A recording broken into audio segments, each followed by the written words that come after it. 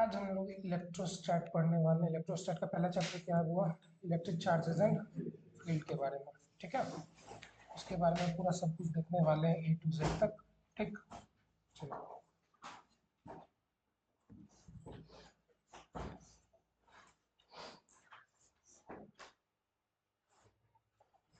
ठीक, electric charges को हमको डिफाइन करना होगा, तो हम डिफाइन कैसे करेंगे? सबसे पहला intrinsic property of a matter. ठीक है, विच कैन फील और create an electric effects. Okay, ठीक है, intrinsic property of the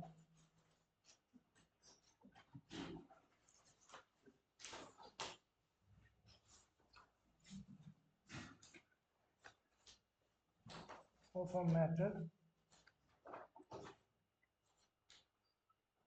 through which we can through which it produces और feels इलेक्ट्रिक या फिर इलेक्ट्रोमैग्नेटिक इफेक्ट्स। ठीक है,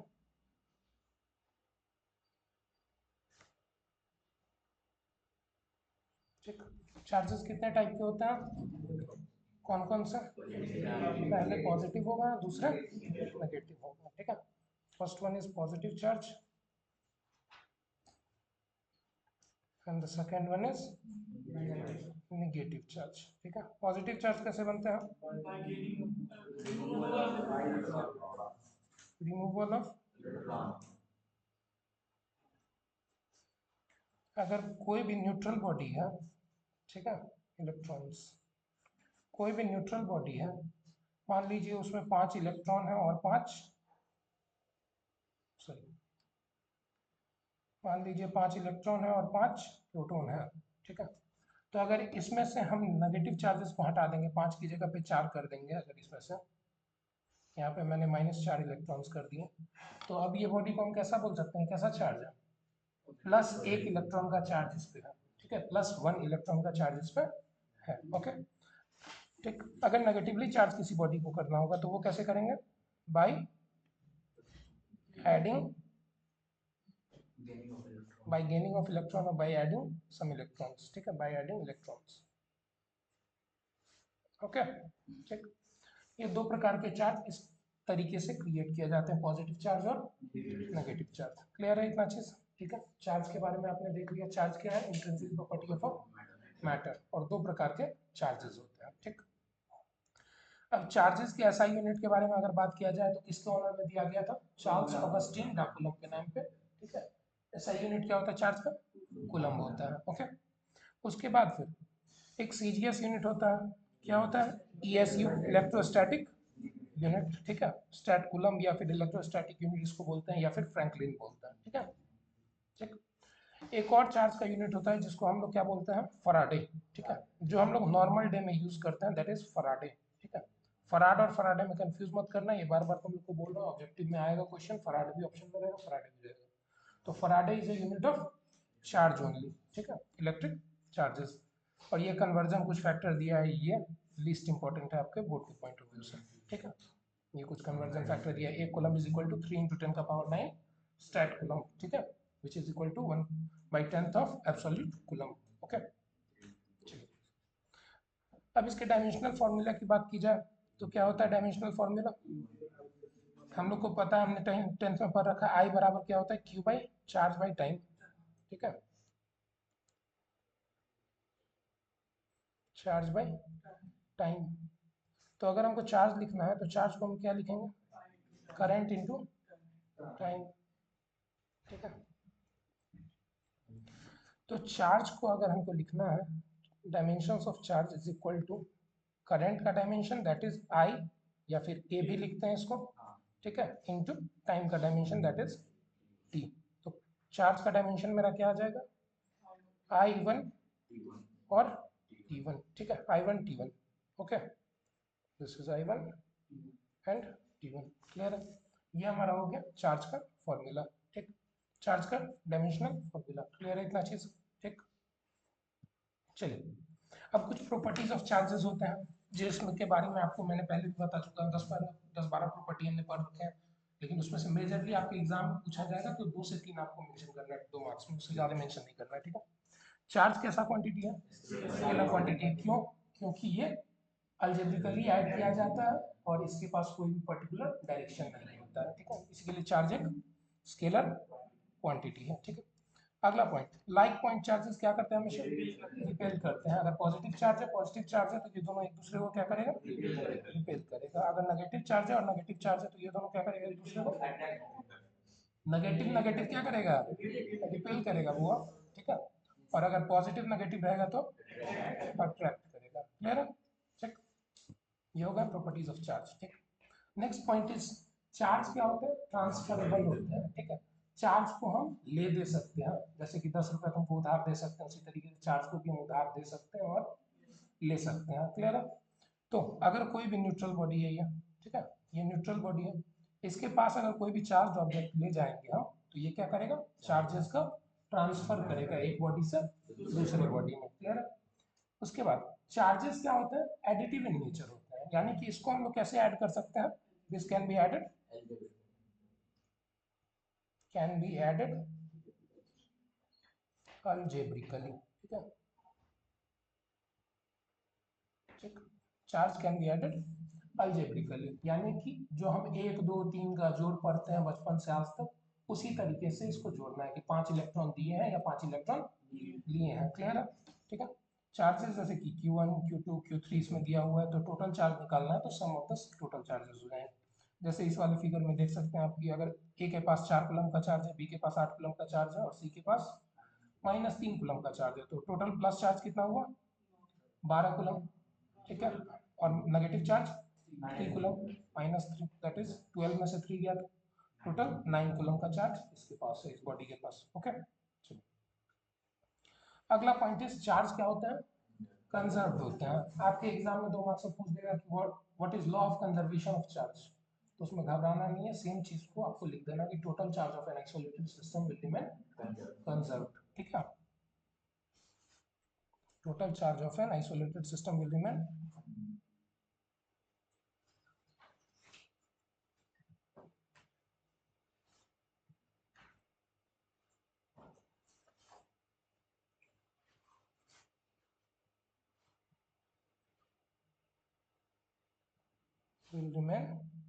कंजर्व्ड। ओके, ठीक। Next point is, charge is quantized. इसका मतलब क्या होता है? कि चार्ज का ट्रांसफर जब भी होगा तो डिस्क्रीट नंबर्स के फॉर्म में होगा, इंटीजर के फॉर्म में होगा, ठीक है। That is transfer of charges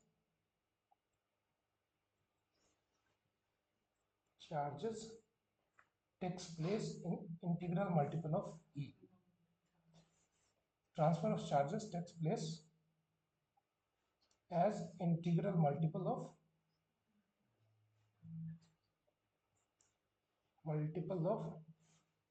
fundamental charge, ठीक है, फंडामेंटल चार्ज। इसी फंडामेंटल चार्ज को हम क्या बोलते हैं? ई बोलते हैं, ठीक है। और इसकी वैल्यू कितनी होती है? -1.6 इंटू 10⁻⁻19 कूलम, ठीक है, ये होगी ई की वैल्यू। यही क्या होता है? चार्ज ऑन एन इलेक्ट्रॉन, ठीक है। ठीक, ये क्या हो गया मेरा? Charge on an electron. Clear है इतना चीज? ठीक, तो Q बराबर है एन ई। इसमें से आपको मैंने एक डेरिवेशन करवाया हुआ है कि 1 कूलम में कितने चार्ज होते हैं।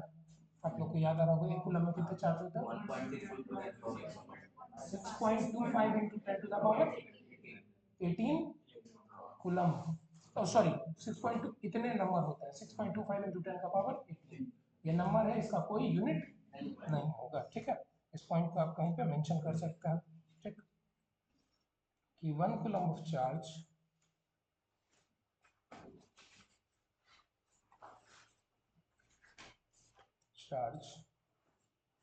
contains 6.25 into 10⁻18 इलेक्ट्रॉन्स, ठीक है।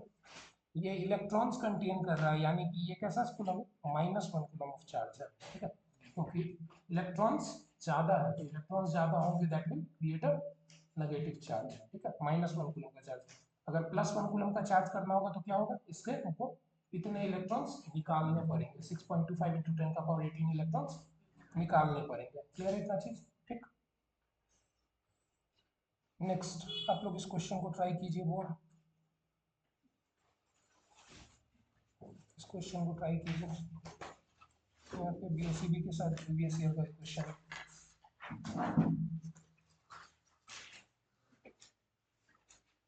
सबसे पहली बात, इलेक्ट्रॉन्स को क्या किया जा रहा है, रिमूव किया जा रहा है। इलेक्ट्रॉन्स को रिमूव किया जाएगा तो कैसे चार्ज होंगे, पॉजिटिव और नेगेटिव।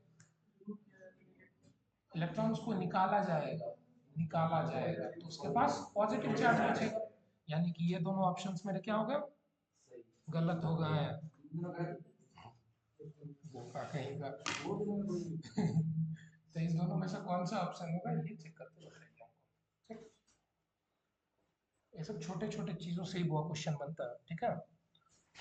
छोटा छोटा चीज आपको क्लियर रहना चाहिए।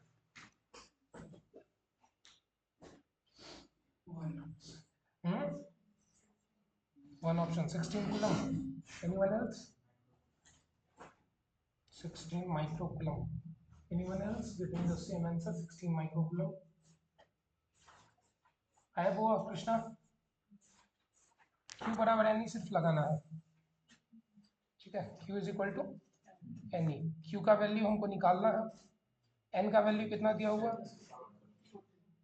10 का पावर 14, ठीक है। E का वैल्यू कितना होता है, 1.6 × 10 का पावर -19 कूलम, ठीक है। तो Q बराबर NE सिर्फ लगाना है हमको, N इज 10 का पावर 14 इंटू 1.6 × 10 का power -19, this comes out to be Q is equal to 1.6 × 10 का पावर -5, ठीक है, coulomb, okay.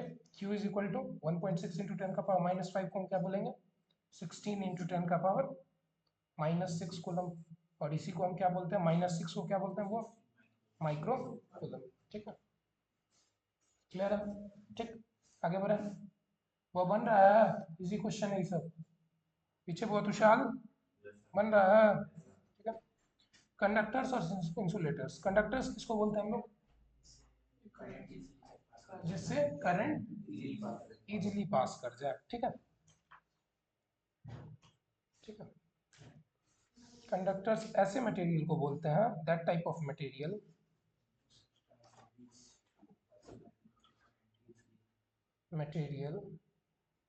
through which current can flow easily, ठीक है। इजिली मतलब बड़े आराम से, इसमें कोई रेजिस्टेंस ऑफर नहीं किया जाएगा। जैसे कि एग्जांपल में क्या ले लूँ, मेटल, ठीक है। इंसुलेटर्स को हम कैसे डिफाइन करेंगे, जिससे current pass, through which current can not pass, definition सही है, मतलब कि इंसुलेटर से कभी करंट पास ही नहीं करेगा, इजीली पास नहीं करेगा। जैसे कि वुड से, जब बादल से बिजली गिरता है तो पेड़ सबको जला देता है, बहुत सारे हरे भरे पेड़ को, तो वो क्या करता है, वो जब हाई वोल्टेज आता है तो वो क्या करता है, ब्रेक डाउन कर देता है, करंट के मतलब कि वुड के थ्रू ही करंट पास करने लगता है, ठीक है। तो वही वाला चीज है, that type of material through which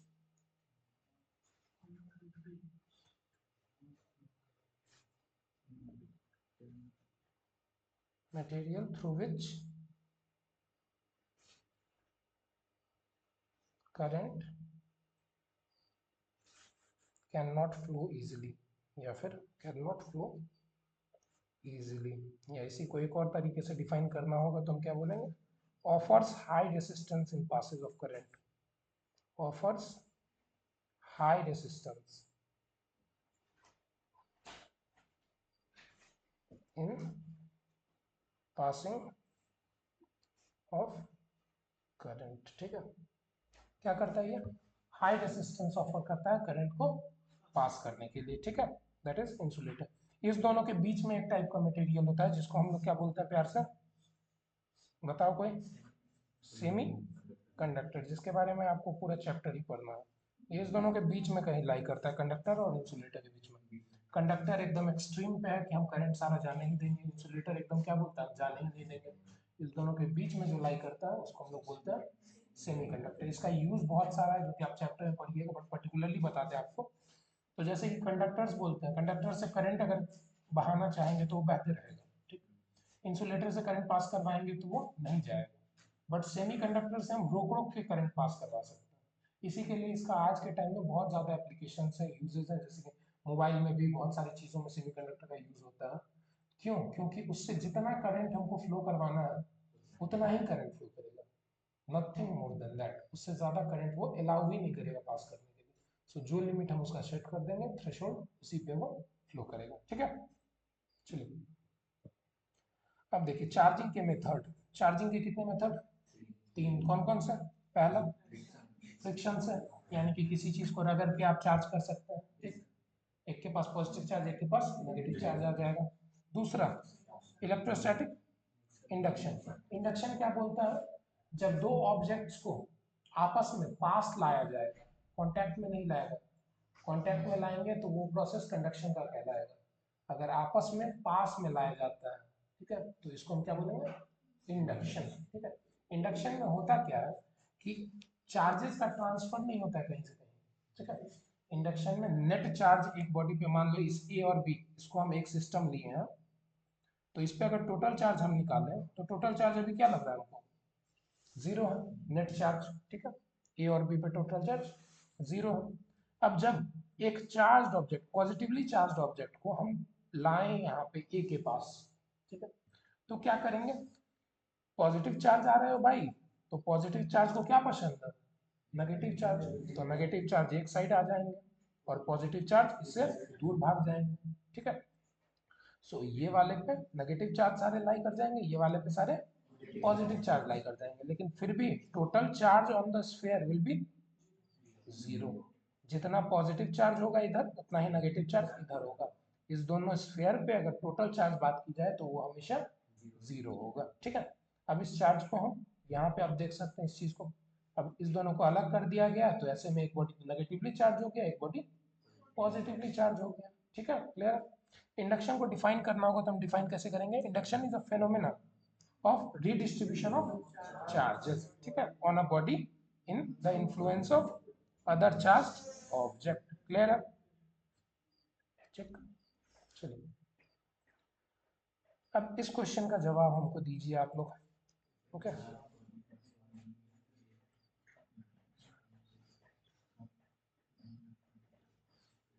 If a charged body is put near a neutral conductor, will it attract the conductor or repel it? या फिर दोनों करेगा या फिर कुछ नहीं करेगा, ठीक है। चलो ऑब्जेक्टिव भी होगा एक। इसका जवाब दीजिए पहले।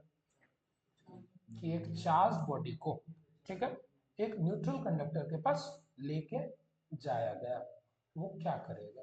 अट्रैक्ट करेगा या फिर अट्रैक्ट भी, जैसे कि इस वाले केस में हमने क्या देखा था, जस्ट इस वाले केस में एक चार्ज ऑब्जेक्ट को हम ले गए एक न्यूट्रल बॉडी के पास। ये टोटल बॉडी क्या है? न्यूट्रल बॉडी है। चार्ज बॉडी को हम एक न्यूट्रल बॉडी के पास ले गए, जब हुआ तो ये फिर क्या हुआ? चार्जेस का रीडिस्ट्रीब्यूशन हो गया, ठीक है, रीडिस्ट्रीब्यूशन हो गया। नेगेटिव चार्जेस को अट्रैक्ट कर रहा है, पॉजिटिव चार्जेस को रिपेल कर रहा है। ऑल्दो पॉजिटिव चार्ज दूर है तो उसका इन्फ्लुएंस थोड़ा सा कम होगा, ठीक है। सो इसका जवाब हम क्या लिखेंगे? कि it will attract the body, ठीक है।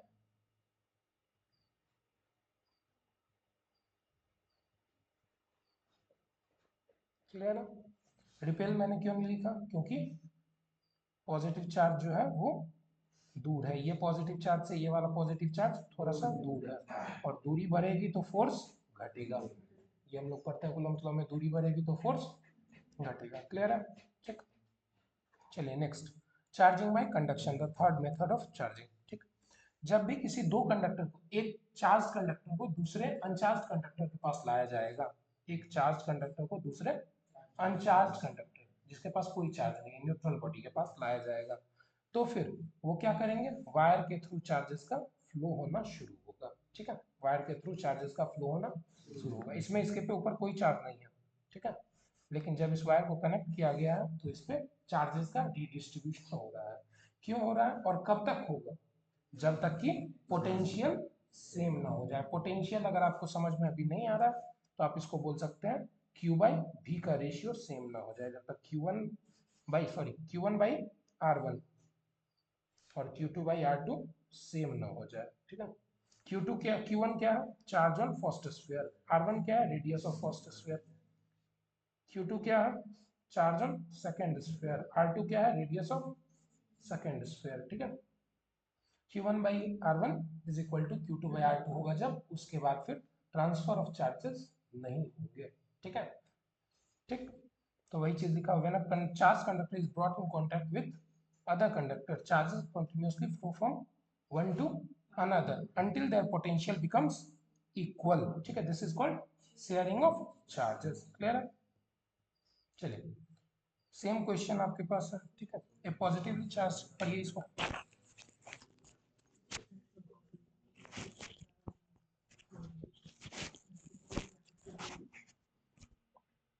पढ़ो, बताओ क्या होगा।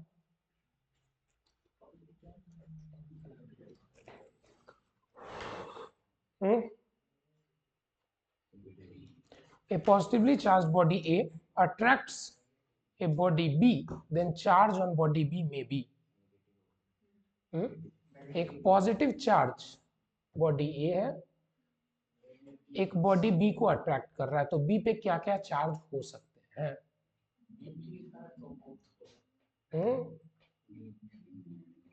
कहाँ में भी लिखा हुआ? हाँ, बी पे चार्ज क्या हो सकता है? May be. ओके, ठीक है, नेगेटिव हो सकता है पहली बात। पॉजिटिव चार्ज है, अट्रैक्ट कर रहा है, तो वहां पे नेगेटिव होना तो श्योर है। ठीक है, नेगेटिव तो होगा ही मेरे साथ। ठीक, क्या वहां पे पॉजिटिव चार्ज हो सकते हैं? पॉजिटिव चार्ज हो सकते हैं, अभी जस्ट हमने इंडक्शन में ये पढ़ा है। ठीक है, कि एक न्यूट्रल बॉडी को भी अट्रैक्ट किया जा सकता है। ठीक है, चार्जेस तो हैं बट उसका इन्फ्लुएंस कम है। ओके, चलिए, एक डिवाइस होता है गोल्ड लीफ इलेक्ट्रोस्कोप, इसके बारे में हार्डली ऑब्जेक्टिव में अगर एक का क्वेश्चन पूछ ले तो पूछ सकता है। ठीक है, इलेक्ट्रोस्कोप का काम क्या होता है? इलेक्ट्रोस्कोप बस हमको चार्ज डिटेक्ट करने के काम आता है। ठीक है, चार्ज को पहचानने में काम आता है कि इस पे ये बॉडी है, इसके ऊपर कोई चार्ज है या नहीं है, ये हमको जानना। हम कैसे जानेंगे? बस इलेक्ट्रोस्कोप में इसको टच करवाएंगे, ऊपर में ये नॉब है। ठीक है, ये लैब में होता है, साइंस लैब में। इस पे इसको टच करवाएंगे और हम देखेंगे कि इस पे से ये मेटल वाला कनेक्शन रहता है, ये मेटल रॉड है, ये मेटल रॉड है इसका। ठीक है, और यहाँ पे गोल्ड लीफ लगे हुए होते हैं। ठीक है, चार्जेस ट्रांसफर करते हैं, मान लीजिए इस पे मैंने पॉजिटिव चार्ज दिया, ये पॉजिटिव चार्ज ट्रांसफर करेगा नीचे, इस पे भी पॉजिटिव, इस पे भी पॉजिटिव, तो इस दोनों में क्या होगा? डाइवर्जेंस होगा, ये लीफ इधर डाइवर्ज करेगा, और डिग्री ऑफ डाइवर्जेंस इसमें मेजर किया जाता है, उसके मदद से मैग्नीट्यूड जानने का कोशिश करते हैं, बट वो हमेशा एक्यूरेटली मेजर नहीं करता है। ठीक है, मैग्नीट्यूड हमेशा एक्यूरेटली ये मेजर नहीं करता है। ठीक है, इसमें बस डिग्री ऑफ डाइवर्जेंस की यहाँ पे आप देख सकते हैं, एक डिग्री निकालने के लिए लगाया गया है अपरेटस, जिससे हम डिग्री निकालते हैं। ठीक, कि कितना डिग्री तक चार्जेस डाइवर्ज किए हैं। ठीक, क्लियर है? चलिए, coming back to the heart of this chapter. ठीक है, इस चैप्टर के दिल की तरफ हम लोग बढ़ते हैं। इकलौता ऐसा टॉपिक है जिसपे पूरा चैप्टर आप बोल सकते हैं बेस्ड है। ठीक, कूलम्ब्स लॉ। कूलम्ब्स लॉ को हम लोग कैसे डिफाइन करेंगे कि दो चार्जेस के बीच में फोर्स क्या लग रहा है, इसको निकालने का एक तरीका दिया ऑगस्टीन डा कूलम्ब ने। ठीक है, ठीक, और उन्होंने क्या बोला कि फोर्स जो लगेगा वो डायरेक्टली प्रोपोर्शनल होगा किसके?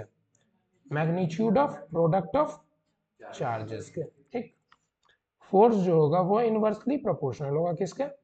डिस्टेंस के स्क्वायर के। ठीक है, तो इससे मेरा इक्वेशन 1 और 2 की मदद से मेरा इक्वेशन क्या बन गया? Force is directly proportional to magnitude of charges, product of magnitude of charges divided by r square। ठीक है, इस प्रोपोर्शनलिटी को हम हटाएंगे तो क्या आ जाएगा? Equal to. ठीक है, एक कांस्टेंट डालेंगे हम, जो आएगा मेरा r स्क्वायर। ओके, ये हमारा फॉर्मूला बन गया कूलम्ब्स लॉ का। ठीक, अब यहाँ पे कुछ कुछ सवाल आते हैं मेरे पास कि सर ये K क्या है, Q1 Q2 क्या है, ये आपको समझ में आ रहा है? प्रोडक्ट ऑफ चार्जेस हैं, ठीक है। चार्ज का मैग्नीट्यूड आपको लेना है, क्लियर है। जब वेक्टर फॉर्म लिखेंगे तब डायरेक्शन के बारे में बताएंगे, बट अभी के लिए जस्ट स्केलर फॉर्म में हम बात कर रहे हैं, तो चार्जेस का मैग्नीट्यूड हम सिर्फ मेजर करेंगे, ठीक।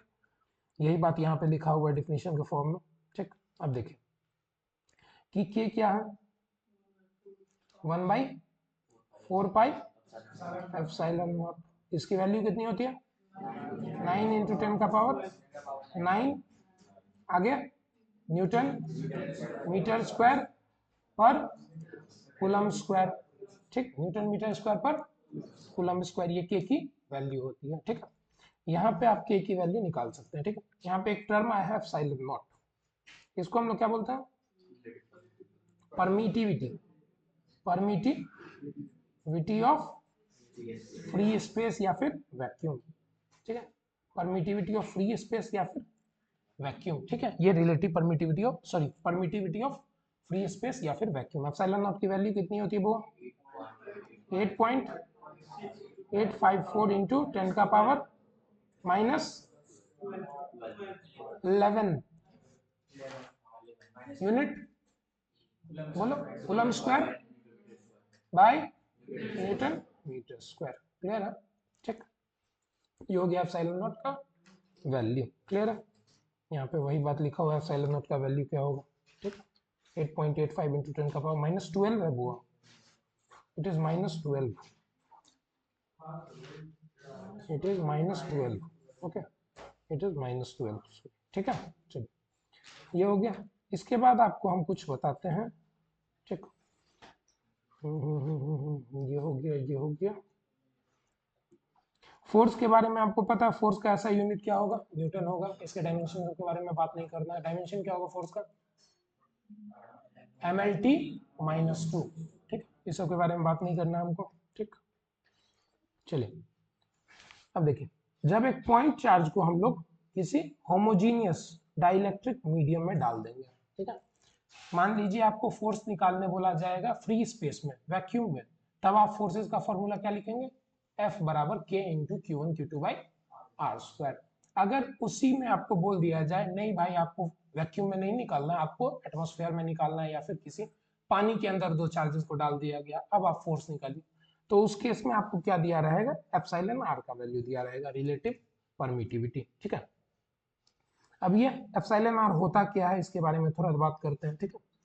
एप्सिलॉन क्या होता है, परमिटिविटी ऑफ मीडियम, ठीक है। एप्सिलॉन नॉट क्या होता है, permittivity of free space. Epsilon क्या होता है, परमिटिविटी ऑफ मीडियम, ठीक है।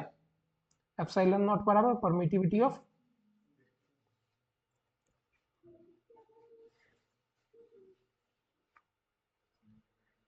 ठीक है, एप्सिलॉन नॉट, ठीक।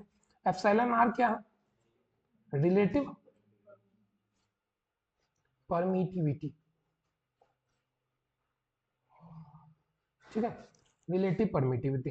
तो यहां से आपको फॉर्मूला दिख रहा होगा, रिलेटिव परमिटिविटी को हम क्या बोल देंगे, एप्सिलॉन बाई एप्सिलॉन नॉट, ठीक है।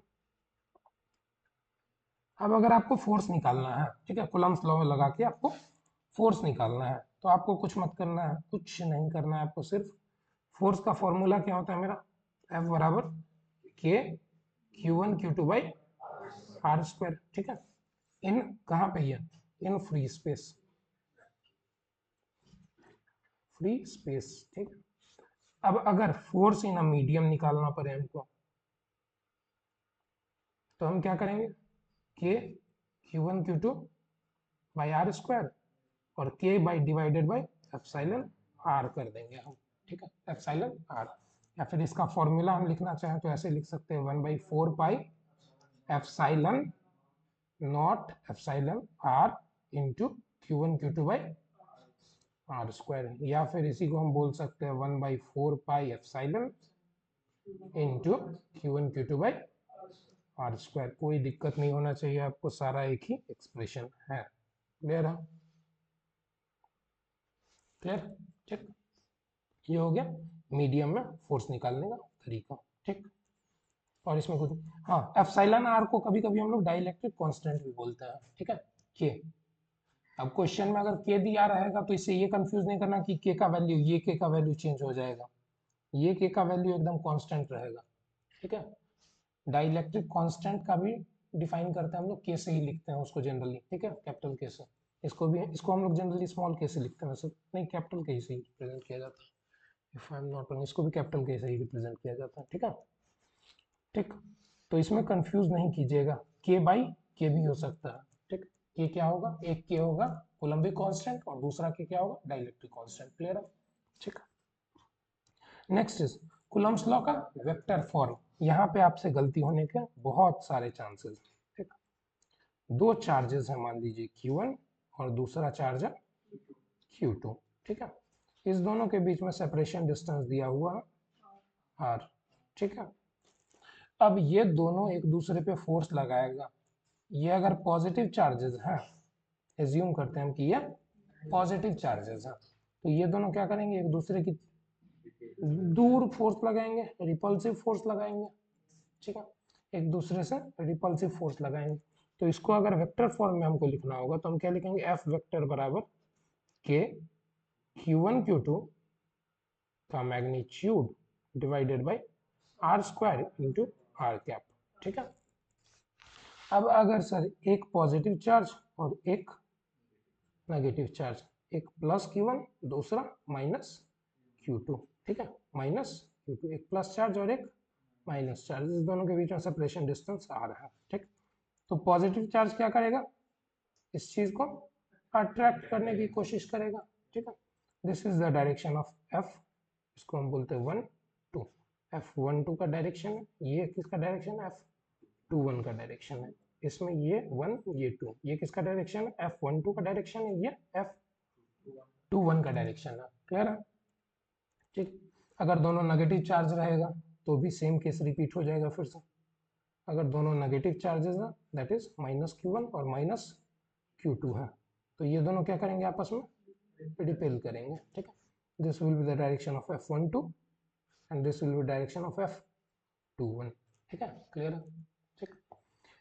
जनरली हम लोग जब भी क्वेश्चन बनाएंगे वहां पे साइन को कंसीडर नहीं करेंगे, फोर्स निकालने के लिए हम लोग साइन को कंसीडर नहीं करेंगे, हम लोग अपने बुद्धि से काम करेंगे कि हमको साइन फोर्स का डायरेक्शन क्या हो रहा है। अगर पॉजिटिव चार्ज नेगेटिव चार्जेस है तो फोर्स का डायरेक्शन एक दूसरे की तरफ होगा, अगर पॉजिटिव चार्ज पॉजिटिव चार्जेस है तो एक दूसरे से दूर होगा, विपरीत दिशा में होगा, क्लियर है। ये अपने बुद्धि का इस्तेमाल करके हम दिशा दिखाएंगे कि एक्स क्वाड्रेंट में जा रहा है, वाई में जा रहा है, माइनस एक्स में जा रहा है, वो हम देख के बताएंगे, क्लियर है। चलिए देखिए, ये क्वेश्चन को आप लोग ट्राई कीजिए, एक क्वेश्चन है गेस, एक अच्छा क्वेश्चन है, इसको ट्राई कीजिए, ऐसा क्वेश्चन आपसे पूछा जा सकता है 2 मार्क्स में।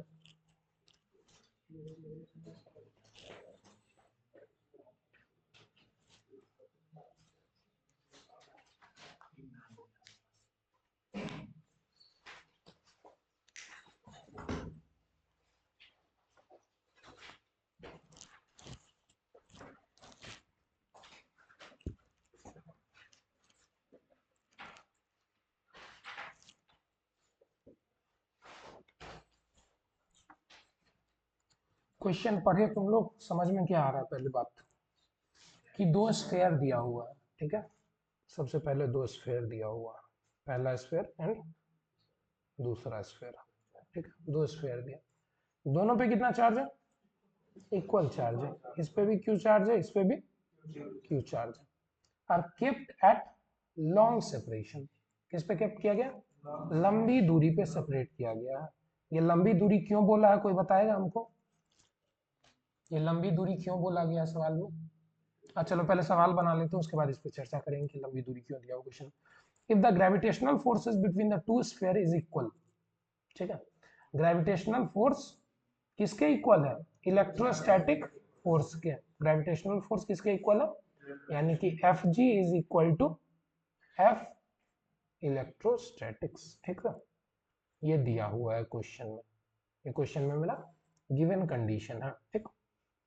तो हमको रेशियो फाइंड करने बोला स्पेसिफिक चार्ज, स्पेसिफिक चार्ज क्या होता है, क्यू बाई एम रेशियो, ठीक है, क्यू बाई एम रेशियो को हम लोग क्या बोलते हैं, स्पेसिफिक चार्ज, ये आप लोग केमिस्ट्री में पढ़े होंगे बार बार, ठीक है। चलिए एफ जी और एफ ई इक्वल करना है हमको, ठीक। यहाँ पे एक अंडरस्टूड थिंग है, यहाँ पे आपको चार्जेस के बारे में बोला गया, दो इक्वल चार्जेस हैं, लेकिन मास के बारे में कहीं बोला गया नहीं बोला गया। तो हम क्या कंसीडर करेंगे इसमें कि मासेस क्या है, दोनों के इक्वल है। ठीक है, यहाँ पे क्यों इक्वल मानेंगे, क्योंकि अगर इक्वल नहीं होगा तो स्पेसिफिक चार्जेस का वैल्यू अलग अलग आएगा, Q/m1 और Q/m2 दोनों अलग अलग आएगा। ठीक है, लेकिन हम यहाँ पे क्या कंसीडर कर रहे हैं कि मास का वैल्यू एक है, दोनों इक्वल मास का है। ठीक है, इसका मास m है, इसका भी मास m है। क्लियर। फोर्स ऑफ ग्रेविटेशन हम क्या लिखते हैं, F बराबर G m1 m2 by sorry G m into m, क्योंकि m1 m2 दोनों क्या है, सेम है, डिवाइडेड बाई आर स्क्वायर। और फोर्स ऑफ इलेक्ट्रोस्टैटिक्स हम लोग क्या लिखते हैं, के क्यू इंटू क्यू, दोनों चार्ज सेम है, by r square. R square कटा का कट जाएगा। ठीक, बचा मेरे पास जी एम स्क्वायर बराबर के क्यू स्क्वायर। ठीक है, चलिए अब इधर आते हैं हम, हमको क्या निकालना है, Q/m का निकालना है रेशियो, यानी कि G by k is equal to q square by m square. ठीक है, या फिर Q/m का whole square must be equal to G by k. ठीक है, तो Q/m बराबर root under G by k. ठीक है, ये मेरा आ गया आंसर। ये तो वर्ड्स के फॉर्म में आया है, लेकिन ऑब्जेक्टिव में अगर पूछा जाएगा तो ये आपको कैसे पूछा जाएगा, नंबर के फॉर्म में। तो आपको न्यूमेरिकल वैल्यू इसका निकाल के बताइए हमको। जी का वैल्यू कितना होता है, 6.67 इंटू 10 का पावर -11। ठीक है, न्यूटन मीटर स्क्वायर पर केजी स्क्वायर। ठीक है, और के का वैल्यू 9 इंटू 10 का पावर 9। निकाल के जल्दी से बताइए क्या आएगा। ओके,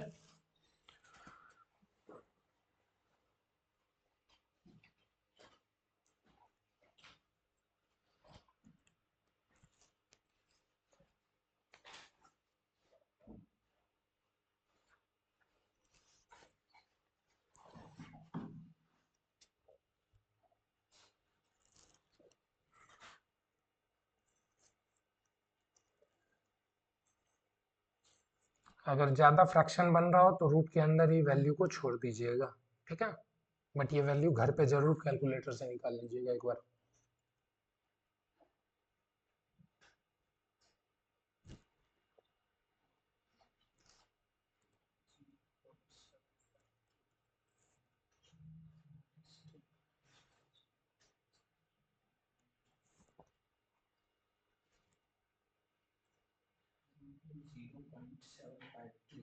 हम्म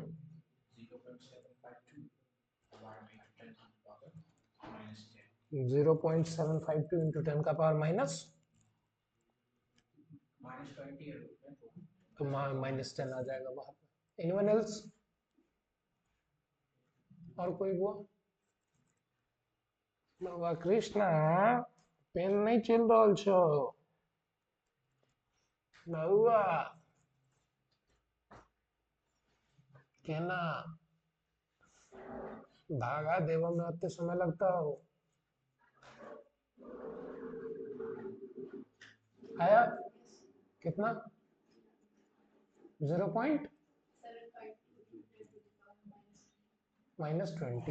-20 बोल दिया ना, ये 10 रूट के अंदर, रूट के बाहर, बाहर। ठीक, क्लियर है। इस वैल्यू को आप मेजर करके घर पे याद कर लीजिएगा कि Q/m रेशियो इतना होगा जब चार्जेस और मास इक्वल हो। ठीक है, क्लियर। चलिए आगे बढ़ते हैं।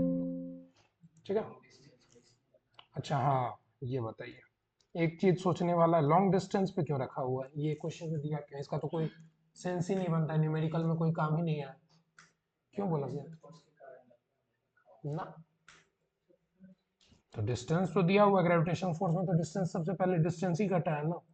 यहाँ पे तो जो ये क्वेश्चन निकाल रहे हैं इसमें सबसे पहले क्या कटा, डिस्टेंस ही कटा हुआ है।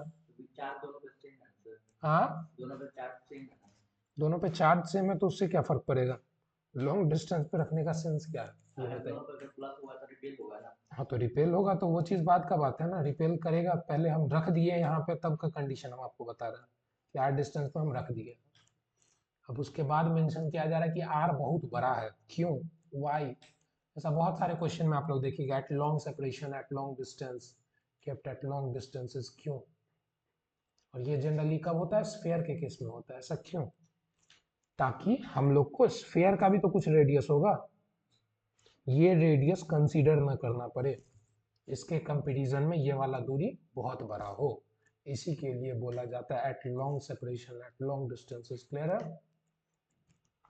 नहीं तो अगर हम लॉन्ग डिस्टेंस लॉन्ग सेपरेशन नहीं लेंगे तो फिर हमको क्या ट्रीट करना पड़ेगा, इसको एक चार्ज बॉडी की तरह ट्रीट करना पड़ेगा, और चार्ज बॉडी की तरह ट्रीट करेंगे तो ये वाला चार्ज इस वाले चार्ज पे ज्यादा फोर्स लगाएगा, ये वाला चार्ज इस वाले चार्ज पे कम फोर्स लगाएगा, तो वो अनइवन क्वेश्चन हो जाएगा। हाँ, दूरी तो चेंज हो रहा है ना, ये दूरी अलग है और ये दूरी अलग है ना, तो हर जगह अलग अलग फोर्स लगेगा, इसी के लिए बोला जाता है at long separation. Long separation पे ऐसा क्या हो जाता है, ये पॉइंट चार्जेस की तरह बिहेव करने लगते हैं, ठीक है, इसको हम लोग कैसे बोल सकते हैं, पॉइंट चार्जेस की तरह ये बिहेव करने लगते हैं। क्लियर है, ठीक। चलिए moving to the next part, superposition principle. Superposition principle अभी से 2-3 बार पढ़िएगा, उसमें बस क्या करना है, हमको ऐड करना है चीजों को, जोड़ना है चीजों को, ठीक है। चीजों को जोड़ेंगे कैसे, ठीक है, जब बहुत सारे चार्जेस होंगे, ठीक है, बहुत सारे चार्जेस अगर दिए होंगे मेरे स्पेस पे, ठीक, मान लीजिए this is my x y axes, ठीक, एक चार्ज को मैंने ओरिजिन पे रख दिया Q, ठीक, एक चार्ज यहाँ पे है Q1, एक चार्ज यहाँ पे है Q2, another charge Q3 and so on to Qn, ठीक है। assume this as R1 vector, this as R1 vector, this as R2 vector, this as R3 vector, this is 3, okay, and this as Rn vector, ठीक है। तो हम लोग क्या बोलेंगे कि फोर्स जो लिखेंगे सर n चार्जेस के कारण, वो क्या हो जाएगा, F1 का सम प्लस F2 का सम प्लस F3 का sum and so on to Fn तक का सम, ठीक है। और एक फोर्स को हम कैसे लिखेंगे, Fn बराबर, F1 को हम लोग कैसे लिख सकते हैं, K Q1 sorry Q into Q1, one charge is Q, यहाँ पे Q चार्ज रखा गया है, Q into Q1 divided by R1 का स्क्वायर इंटू R1 का कैप, ओके, या फिर R1 का क्यूब, मैग्नीट्यूड ऑफ R1 का क्यूब इंटू R वेक्टर कर सकते हैं इसको, ठीक है, वो वेक्टर फॉर्म में हम लोग पढ़े हुए हैं, ठीक। इसी तरीके से दूसरे को लिखना होगा, हम क्या लिखेंगे, k q into Q2 divided by R2 vector का स्क्वायर इंटू R2 का कैप, ठीक है, एंड सो ऑन, ठीक।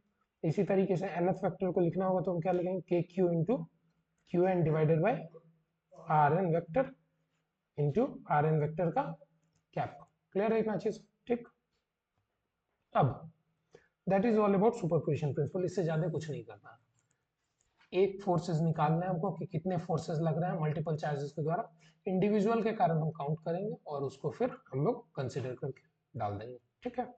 चलिए next is electric field intensity, electric field intensity, ठीक। अब देखें इलेक्ट्रिक फील्ड इंटेंसिटी होता क्या, ठीक। इसका कॉन्सेप्ट जो इलेक्ट्रिक फील्ड का टोटल फील्ड का कॉन्सेप्ट है, ये दिया किसके द्वारा गया था, फराडे के द्वारा, माइकल फराडे के द्वारा दिया गया था टोटल फील्ड कॉन्सेप्ट। फील्ड आप समझ रहे होंगे, फील्ड किसको बोलेंगे, ये सब बताया गया क्लास में बहुत बार, ठीक है। फील्ड क्या होता है, स्पेस और region around a charged object through which its influence can be field, ठीक है, बाय अनदर चार्ज, ठीक। तो हर चार्ज का अपना खुद का फील्ड होता है, और इलेक्ट्रिक फील्ड जो होते हैं उसको 3 तरीके से डिफाइन किया जाता है, इलेक्ट्रिक फील्ड को 3 तरीके से डिफाइन किया जाता है। पहला वेक्टर फॉर्म में, जिसको हम लोग क्या बोलेंगे, इलेक्ट्रिक फील्ड इंटेंसिटी बोलेंगे या फिर इलेक्ट्रिक फील्ड जनरली बोलेंगे, ठीक है। दूसरा इलेक्ट्रिक पोटेंशियल, इलेक्ट्रिक, दूसरा क्या दिया हुआ, इलेक्ट्रोस्टैटिक पोटेंशियल या इलेक्ट्रिक पोटेंशियल, जो कि स्केलर फंक्शन होगा, ठीक, अगले चैप्टर में इसके बारे में पढ़ेंगे। और तीसरा इलेक्ट्रिक फील्ड लाइंस, जो क्या होते हैं, ग्राफिकल रिप्रेजेंटेशन होते हैं कि चार्जेस को हम कैसे डिनोट कर रहे हैं, ठीक है, कैसे दिखा रहे हैं, ठीक है, दिखाने का तरीका है, ठीक है, क्या लिखा हो, ग्राफिकली दिखाते हैं तो इलेक्ट्रिक फील्ड लाइन उसको बोलते हैं, स्केलर फंक्शन की तरह ट्रीट करते हैं तो उसको इलेक्ट्रोस्टैटिक पोटेंशियल बोलते हैं, और वेक्टर फंक्शन की तरह ट्रीट करते हैं तो इलेक्ट्रिक फील्ड बोलते हैं, ठीक है, क्लियर है ये तीन चीज, ठीक। अब तीनों के बारे में एक एक करके हमको पढ़ना है। इंटेंसिटी ऑफ इलेक्ट्रिक फील्ड क्या बोलेंगे, कि एक टेस्ट चार्ज के द्वारा कितना फोर्स लगाया जा रहा है किसी भी जगह पे, उसको हम लोग क्या बोलेंगे, इंटेंसिटी ऑफ इलेक्ट्रिक फील्ड। इसको ऐसे समझिए, एक चार्ज है, क्यू चार्ज है, ठीक है, ये अपना फील्ड बनाया, ठीक, ये अपना बड़ा सा फील्ड बनाया, ठीक है, ये अपना बड़ा सा फील्ड बनाया। अब कोई +1 कूलम का चार्ज जो है को हम उठाएं, और +1 कूलम के चार्ज को हम उठाएं और यहाँ पे ले जाने लगे, ठीक है, यहाँ पे जब ले जाने लगे तो इस पे एक फोर्स लगेगा, कौन सा फोर्स लगेगा, कौन सा फोर्स लगेगा, रिपल्सिव फोर्स लगेगा, F बराबर QE से, ठीक है,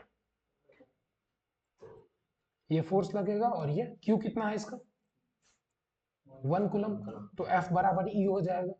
इसी के लिए बोला जा रहा है कि फोर्स से इसको डिफाइन किया जा रहा है, net force experience by a unit positive test charge, एक यूनिट पॉजिटिव टेस्ट चार्ज कितना फोर्स फील करेगा, उसी को हम क्या बोलेंगे, इलेक्ट्रिक फील्ड बोलेंगे, क्लियर है इतना चीज, ठीक।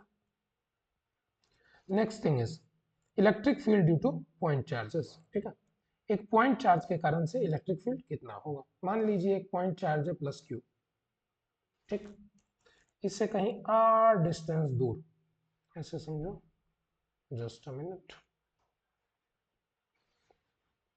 एक कोऑर्डिनेट एक्सिस हम ड्रॉ किया, this is my y axis and this is my x axis, ठीक है, x एंड y एक्सिस है, क्लियर है।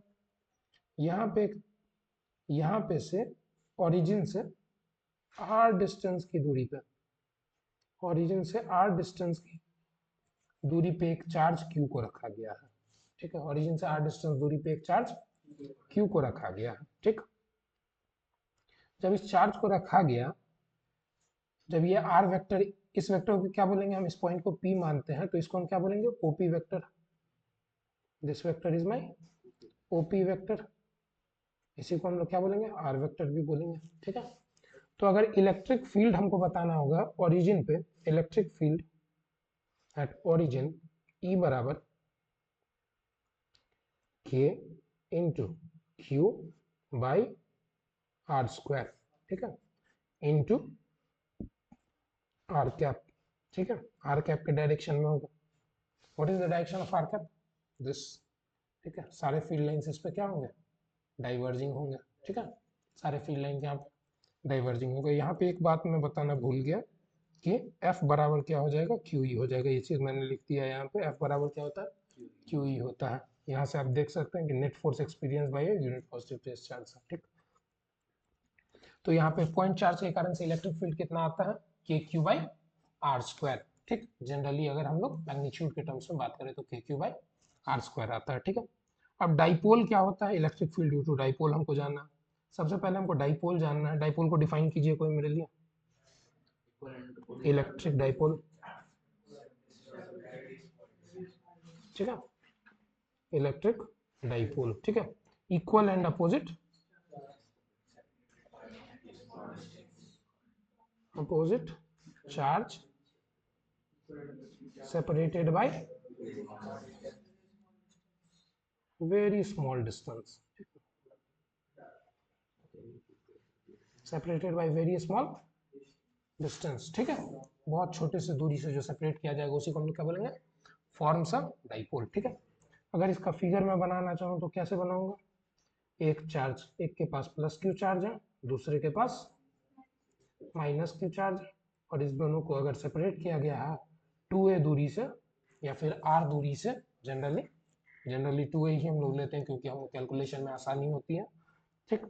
तो इसको हम लोग क्या बोलते हैं, फॉर्म्स अ डाइपोल। ठीक, यहाँ पे डाइपोल में बस इतना ही पढ़ना है आपको। इसके बाद हम लोग को पढ़ना है डाइपोल मोमेंट के बारे में, जितने भी चीजें पढ़नी है डाइपोल मोमेंट के कारण से फील्ड निकालना। ठीक है, next thing is dipole moment. What is dipole moment, बताइए कोई। The product of magnitude of charge and product of magnitude of charge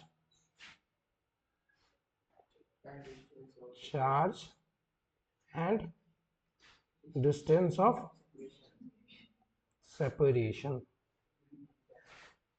ठीक है, product of magnitude of charge and distance of separation, इसी को हम लोग क्या बोलेंगे, फॉर्म्स अ डाइपोल मोमेंट। ठीक है, तो डाइपोल मोमेंट को हम लोग जनरली छोटे पी से डिनोट करते हैं। ठीक है, ठीक, छोटा पी वेक्टर, और ये कैसा क्वांटिटी है, it is a vector quantity.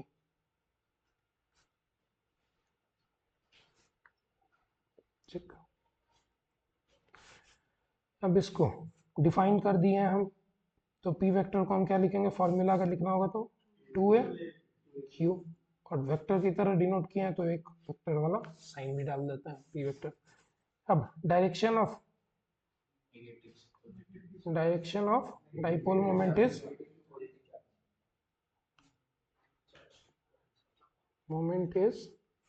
From negative to positive. ठीक है, नेगेटिव से पॉजिटिव की तरफ इसका डायरेक्शन होता है डाइपोल मोमेंट का। ठीक, चलिए, ये वेक्टर क्वांटिटी है, इसका डायमेंशन आप लोग जानते हैं, क्या होता है डायमेंशन, कूलम्ब और अच्छा सॉरी यूनिट क्या होता है, कूलम मीटर। ठीक है, डायमेंशन m0 l1 गधों t1 a1 या i1। ठीक है, बुद्धि बुआ। ठीक, इसमें और कुछ बचा डाइपोल मोमेंट में, चलिए एक्सियल पॉइंट पे डाइपोल मोमेंट कैसे कैलकुलेट करते हैं, आप लोग को पता है बुआ। एक डाइपोल लेते हैं हम लोग, ठीक है, this is minus q charge और this is plus q charge. ठीक है, ये बनाया मैंने एक dipole, separation distance is 2a। ठीक है, ठीक, इसके मिड पॉइंट से कहीं r डिस्टेंस दूरी पे, r डिस्टेंस की दूरी पे हमको क्या निकालना है, इलेक्ट्रिक फील्ड निकालना है। ठीक है, इलेक्ट्रिक फील्ड निकालने का तरीका मेरा सिंपल है, इसको हम इंडिविजुअल पॉइंट चार्ज की तरह ट्रीट करेंगे, यानी कि ये एक अलग चार्ज है, ये एक अलग चार्ज है। ठीक है, इस पॉजिटिव चार्ज के कारण से यहाँ पे फील्ड लाइन कैसे बनेंगे, रिपल्सिव इधर की तरफ। इस नेगेटिव चार्ज के कारण यहाँ पे फील्ड लाइन कैसे बनेंगे, इधर की तरफ, यानी कि नेट निकालेंगे तो इसको और इसको घटाएंगे। क्लियर है, इसमें से इसको घटाएंगे। क्लियर है, ठीक। तो अगर हम लिखना चाहे यहाँ पे, इसको हम बोल देते हैं E due to plus q charge and this is my E due to minus q charge. Clear है, ठीक है। This is the direction of, हाँ बुआ जाओ, this is the direction of p vector. ठीक है, this is the direction of p vector. Clear है, चलिए इलेक्ट्रिक फील्ड हो गया मेरा।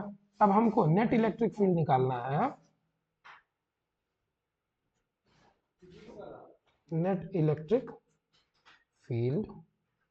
ठीक है, तो ई नेट बराबर मैं क्या लिख दूं, e due to plus q charge और plus e due to minus q charge. ठीक है, अब इस दोनों का हमको क्या करना है, ऐड करना है। क्या करना है, ऐड करना है। ठीक है, तो e due to plus q charge मेरा कितना हो जाएगा बुआ, e due to plus q charge is k q by, what is the distance plus q से, यहां से ये वाला distance r minus a, and what is minus q से distance, this is r plus ए।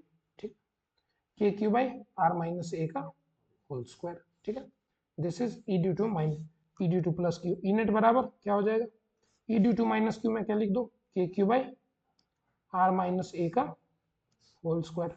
ये दोनों उल्टे डायरेक्शन में है तो यहाँ पे प्लस नहीं, हमको क्या करना है वो माइनस करना है, ठीक है। यहाँ we need to do minus, clear. Minus e due to minus q charge में कितना लिखूंगा, k q by what is distance r plus, ये डिस्टेंस कितना है आर प्लस ए, ठीक है। स्क्वायर हुआ, क्यूब कहाँ जा रहा है तुम, सॉरी आर प्लस ए का होल स्क्वायर, ठीक है। अब एलसीएम लेंगे, इसको ऐड करेंगे, जो भी आएगा मेरा आंसर वो मेरा रिजल्टेंट हो जाएगा। इलेक्ट्रिक फील्ड नेट बराबर क्या हो जाएगा, के क्यू में कॉमन ले लूँ क्या, डिवाइड क्या करूंगा 1 बाई आर माइनस ए का whole square minus 1 by r plus a का होल स्क्वायर, ठीक है। This is the electric field, ठीक। तो नेट इलेक्ट्रिक फील्ड अगर हमको लिखना है तो हम क्या बोलेंगे, के क्यू डिवाइडेड बाई एलसीएम कितना होगा वो आर माइनस ए और आर प्लस ए क्या हो जाएगा r square minus a square, ठीक है, और का whole square into r plus a का होल स्क्वायर यहाँ आ जाएगा और यहाँ क्या आ जाएगा माइनस आर माइनस ए का होल स्क्वायर, ठीक है। ई नेट बराबर कितना आ जाएगा वो k q into r plus a के होल स्क्वायर से क्या कॉमन है बाहर आएगा r square plus a square plus 2ar minus इधर से क्या आएगा r square plus a square minus 2ar, ठीक है, divided by r square minus a square का होल स्क्वायर, ठीक है। सो नेट इलेक्ट्रिक फील्ड अब कटेगा कुछ क्या दिख रहा है करते हुए r square minus r square है, ये माइनस से मल्टीप्लाई होगा सारे टर्म्स, ए स्क्वायर और ए स्क्वायर कट जाएगा, ये माइनस से ये मल्टीप्लाई होगा तो ये प्लस हो जाएगा 2ar और 2ar प्लस करके कितना बनेगा 4ar, ठीक है। नेट इलेक्ट्रिक फील्ड बराबर के क्यू इंटू कितना आएगा ऊपर में 4ar divided by r square minus a square का होल स्क्वायर, क्लियर है, ठीक। सो नेट इलेक्ट्रिक फील्ड में अब लिखना चाहूँ तो we can write it as e net बराबर k q into 2a into 2r लिख सकते हैं ऐसे divided by r square minus a square का होल स्क्वायर, कोई दिक्कत नहीं, ठीक है। q इंटू 2a हमको क्या देता है बच्चा dipole moment, product of magnitude of charge into separation distance हमको क्या देगा डाइपोल मोमेंट, ठीक है। सो यहाँ पे ई नेट को मैं क्या लिख दूं ई नेट बराबर k into p by r square minus a square का होल स्क्वायर इनटू आर, 2 को मैं आगे कर देता हूँ, ठीक है, क्लियर है इतना अच्छे से 2kp by r square minus a square का whole square into r, this is the my electric field, ठीक, this is my electric field, ठीक है। अब देखिए ये r square minus a square जो आया है बच्चा दिस थिंग यहाँ पे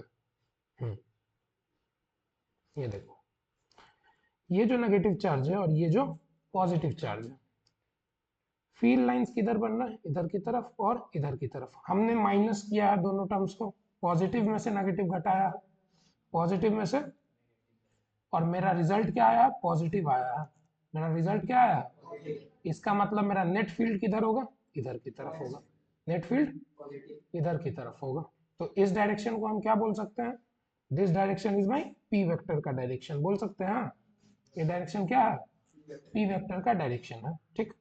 तो अगर इसका वेक्टर फॉर्म हमको लिखना होगा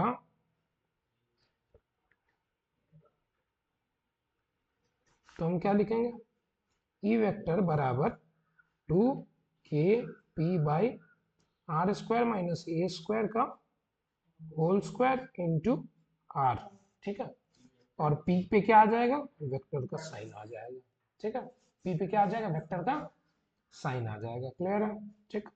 अब इसी का एक होता है क्या लिमिटिंग केस होता है, ठीक है, for r much greater than a, r जब बहुत बड़ा हो, कितना बड़ा हो, बहुत बड़ा, आर बहुत बड़ा हो और ए बस इतू सा हो, ठीक है, तब क्या किया जाता है, ए को नेग्लेक्ट किया जाता है, नेग्लेक्टिंग ए।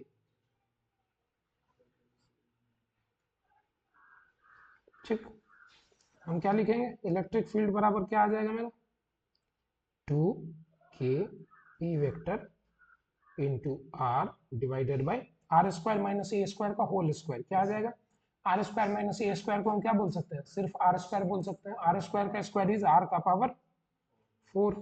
सो इलेक्ट्रिक फील्ड कितना आ जाएगा मेरा, 2k p vector by r cube, ठीक है, this is my electric field, this is my electric field आ गया इतना, क्लियर है, ये मेरा इलेक्ट्रिक फील्ड आ गया 2kp बाई आर क्यूब, ठीक है। अब ये डेरिवेशन अगर आपसे एग्जाम में पूछा जाएगा तो आप गलती कहाँ कीजिएगा, आप गलती कीजिएगा शुरू वाले लाइन में ही, ठीक है, ये चीज समझ में आ गया सारा कुछ, बस यही डेरिवेशन है प्रॉपर। इसमें गलती कहाँ करता है बच्चा, इसमें करता है, प्लस माइनस कंसिडर करना, ठीक है। यहाँ पे गलती ये होता है ना कि हमको देखना क्या है, डाइपोल का डायरेक्शन ये है, डाइपोल का डायरेक्शन ये है, और कोशिश कीजिएगा कि डाइपोल का जो डायरेक्शन है डाइपोल मोमेंट का, उसी डायरेक्शन में फील्ड निकालिए, उसी डायरेक्शन में फील्ड निकालिएगा तो वो आपको पॉजिटिव आएगा, ठीक है। अगर आप ऐसा फिगर बना लेते हैं शुरू में कि सर ये मेरा प्लस क्यू चार्ज है, ये मेरा माइनस क्यू चार्ज है, इस दोनों के बीच में सेपरेशन है कुछ r2 है, और मुझे कहीं यहाँ पे फील्ड निकालना है पी पॉइंट पे, ठीक है, r डिस्टेंस पे, तो ये फील्ड जो यहाँ पे निकालिएगा ये कैसा आएगा, नेगेटिव आएगा, this will be e due to plus q और this will be e due to minus q, ठीक है। यहाँ पे आपको रिजल्ट नेगेटिव आएगा, क्यों आएगा नेगेटिव, क्योंकि सर डाइपोल का डायरेक्शन क्या है, ये है डाइपोल मोमेंट का डायरेक्शन, ये है डाइपोल मोमेंट का डायरेक्शन, और मेरा नेट फील्ड किधर बन रहा है, इधर बन रहा है, इसी के लिए ये वाला रिजल्ट, ठीक है, ये चीज क्लियर है, जस्ट अ मिनट, चलिए, तो ये सर ये गलती नहीं करना है डाइपोल मोमेंट का डायरेक्शन लेने में, क्लियर है, ठीक। चलिए मूविंग फॉरवर्ड, आगे बढ़े, इक्वेटोरियल पोजीशन पे ये रिजल्ट आ गया 2kp by r cube, equatorial position पे निकालना है, ठीक, what is my equatorial position, assume this as my plus q charge, ठीक है, and this as my minus q charge, ठीक है, ये प्लस q और minus q, these are separated by distance of 2a, ठीक है। अब हमको इलेक्ट्रिक फील्ड कहाँ निकालना है, ब्रॉड साइड ऑन पोजीशन पे, ठीक, ब्रॉड साइड ऑन पोजीशन पे यानी कि दिस पॉइंट पे, यहाँ पे हमको क्या निकालना है, इलेक्ट्रिक फील्ड निकालना है, प्लस चार्ज के कारण फील्ड किधर होगा,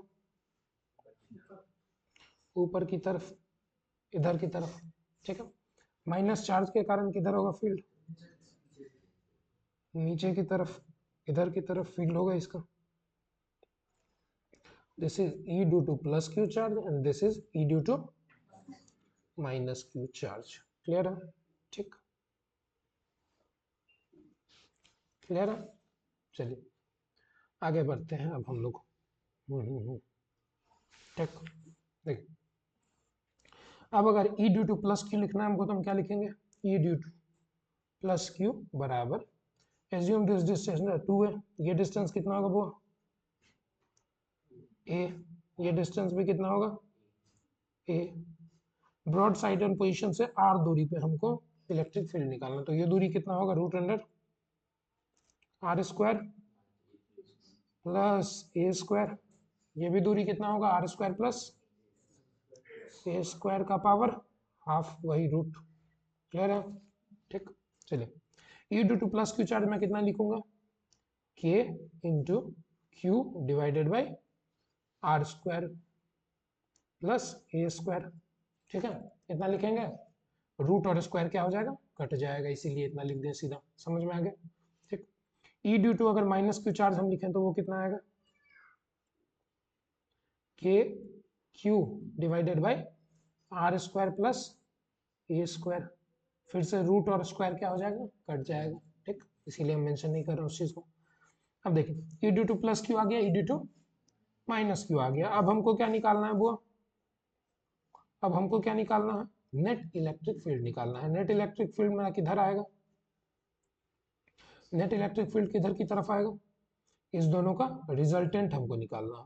कैसे निकलेगा रिजल्टेंट, एंगल लेके, ठीक है, दोनों के बीच में अगर एंगल पता रहेगा तो हम रिजल्टेंट निकाल सकते हैं।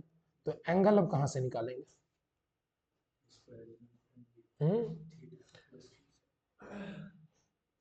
बताइए बुआ कृष्णा, इसमें एंगल कहाँ से निकालेंगे,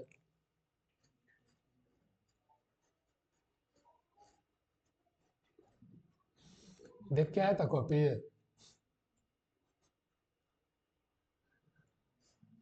देखा था, बताइए वो एंगल कौन सा एज्यूम करेंगे, वी विल एज्यूम किसी भी एंगल को हम लोग थीटा एज्यूम कर लेते हैं, ठीक है, हम इस एंगल को थीटा एज्यूम कर ले क्या, assume this angle is theta. ये अगर एंगल इक्वल होगा तो ये कौन सा एंगल इक्वल होगा, ये वाला एंगल इक्वल होगा क्या, ये थीटा, ठीक है, तो ये थीटा, ठीक है, सिमिलरली ये वाला थीटा, तो ये वाला थीटा, ठीक है, सेम हो जाएगा, क्लियर है। चलिए, तो यहाँ पे टू थीटा करके हम निकाल सकते हैं, यहाँ पे साइन कॉस टू थीटा, दो वेक्टर के बीच में रिजल्टेंट निकालना आप लोग जानते हैं, ठीक है। इसको या तो उस तरीके से बना सकते हैं या फिर जो जनरल मेथड मेरा है उससे हम बना सकते हैं, ठीक। चलिए, इसको कैसे करें, रिजॉल्व कर दें या फिर रिजल्टेंट निकाल दें, बताओ। एक तरीका मेरे पास है कि e due to plus q हमको पता है, इसको हम कर सकते हैं e plus q cos theta, e plus q sine theta, e minus q cos theta, e minus q sine theta, clear है। पहला काम हम ये कर सकते हैं। दूसरा काम हम क्या कर सकते हैं, ये दो वेक्टर है E due to plus q, E due to minus q, इस दोनों के बीच में एंगल है टू थीटा। तो दो वेक्टर के बीच में जब एंगल दिया रहता है, वेक्टर दिया रहता है, तो हम उसको रिजॉल्व करना जानते हैं कि रिजल्टेंट कैसे निकलेगा, आता है, ठीक है। तो वैसे ही हम रिजल्टेंट निकाल देंगे, क्लियर है। तो दोनों तरीके से हम कर सकते थे, हम जिस तरीके से किए हैं उसी तरीके से करते हैं ताकि आप लोग कॉपी में फिर से वही देख सकें, ठीक है। This is my E plus Q cos theta. This is my E plus Q sin theta. सूतल चाहिए. This is my E minus Q sin theta. And this is my E minus Q cos theta. ठीक है. E plus Q, E minus Q दोनों equal है क्या? ये देख के बताइए हमको. E plus Q और E minus Q दोनों इक्वल है क्या? हाँ, इक्वल है. तो यानी कि E plus q sine theta, E plus E minus q sine theta दोनों क्या होगा, इक्वल होगा, और ये दोनों एक दूसरे को कैंसिल कर देगा क्योंकि दोनों अपोजिट डायरेक्शन में है, ठीक है। तो यहाँ पे क्या आ जाएगा, E due to plus q cos theta और E due to minus q cos theta, ये इफेक्ट आ जाएगा मेरा, ठीक है।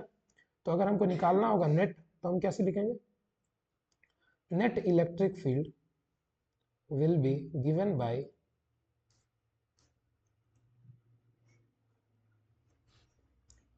E नेट बराबर E due to plus q cos theta, ठीक है, और plus E due to vector के बारे में अभी बात नहीं करेंगे हम लोग, ठीक है, E नेट, ठीक है, E due to plus q cos theta and E due to minus q cos theta, clear है।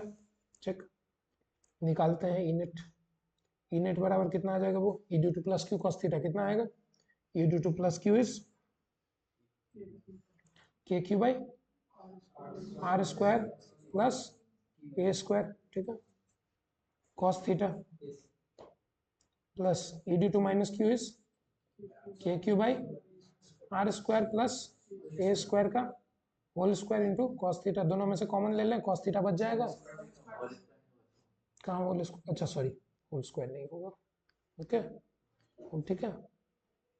चलिए कॉस थीटा, यहाँ पे इसको हम क्या लिख सकते हैं, ई नेट, दोनों सेम चीज दिख रहा है क्या, तो 2 k q cos theta by r square plus a square कर सकते हैं इसको, ठीक है।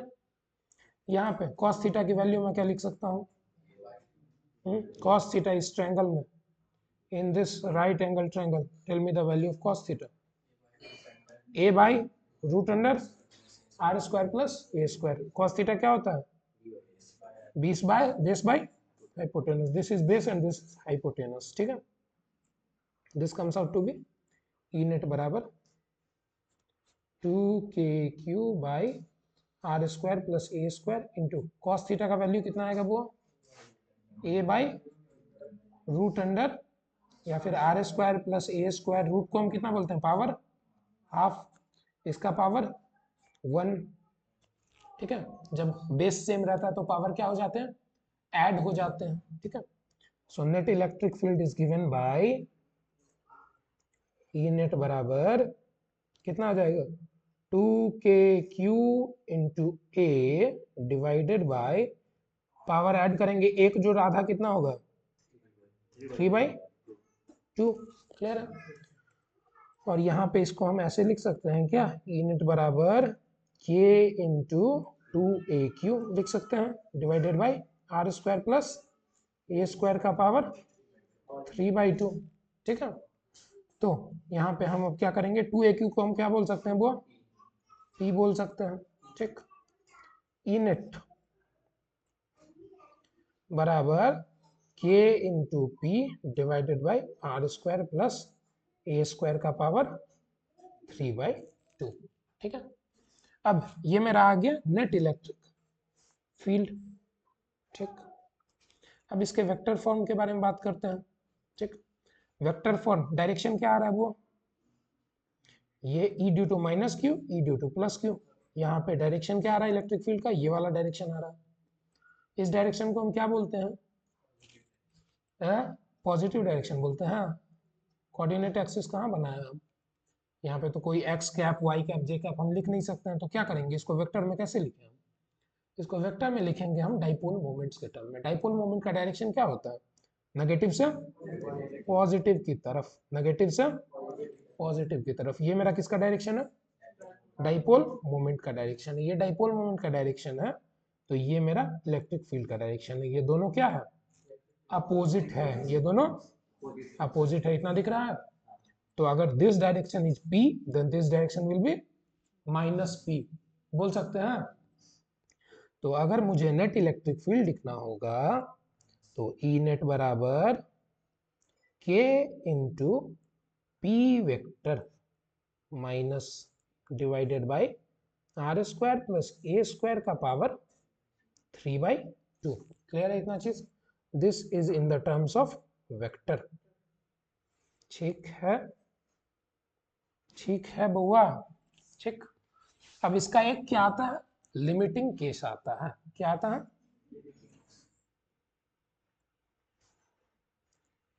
Limiting case. लिमिटिंग केस मतलब जब r क्या हो? बहुत बड़ा हो a से। जब r क्या हो? बहुत बड़ा हो a से, तब हम क्या करते हैं? R square plus a square is approximately equal to r square बोल सकते हैं हम, ठीक है। तो अब हम इसको सब्स्टिट्यूट कर देते हैं। Therefore my E net is equal to कितना हो जाएगा? k into p divided by r square plus a square का पावर 3/2। तो r square plus a square का वैल्यू कितना आया? आर स्क्वायर का पावर 3/2, 2 कट जाएगा। Net electric field will be kp by r cube, ठीक है। This is the value of net electric field, clear है, ठीक। तो ये आ गया मेरा कहाँ पे? इक्वेटोरियल पे, ठीक है। This is at equatorial point या at broadside on points at equatorial, ठीक है। This is at equatorial points, ठीक। अब अगर हमको जो आपके एग्जाम में पूछा जाता है जनरली ऑब्जेक्टिव में, क्या पूछा जाता है? तुम लोग को भी ये पता होगा कि क्या पूछा जाता है एग्जाम में, बोलो। E axial by E equatorial का रेशियो पूछा जाता है। E axial by E equatorial क्या होगा? ई इक्वेटोरियल आया इतना kp by r cube for limiting case. This is only valid for limiting case, but question में पूरा नहीं लिखा रहता है, जो कि गलती है, ठीक है। For limiting case E equatorial का पॉइंट क्या होता है? kp by r cube. E axial का वैल्यू कितना आता है लिमिटिंग केस में? 2kp by r cube. तो दोनों को आप काट देंगे, कितना आ जाएगा मेरे पास? ई एक्सीएल बाई इक्वेटोरियल 2 आ जाएगा। ठीक है, ये आपके ऑब्जेक्टिव के लिए बहुत इंपॉर्टेंट है, जो पूछा जाता है हर 1-2 साल छोड़ के। ठीक, चलिए डाइपोल खत्म। डाइपोल में कोई दिक्कत? एक आता है थीटा एंगल पे निकालने के लिए, वो आप लोग को करने का जरूरत नहीं है, वो जेई के लिए इंपॉर्टेंट है, वो बोर्ड के लिए बिल्कुल इंपॉर्टेंट नहीं है। ठीक है, क्या आगे आएगा? वो आगे आएगा टॉर्क वाला। इलेक्ट्रिक फील्ड लाइंस के बारे में थोड़ा पढ़ लीजिए, उसके बाद फिर टॉर्क वाला आएगा। ठीक, चलिए इलेक्ट्रिक फील्ड लाइंस क्या होते हैं? इमेजिनरी लाइंस होते हैं। क्या होते हैं? इमेजिनरी लाइंस होते हैं।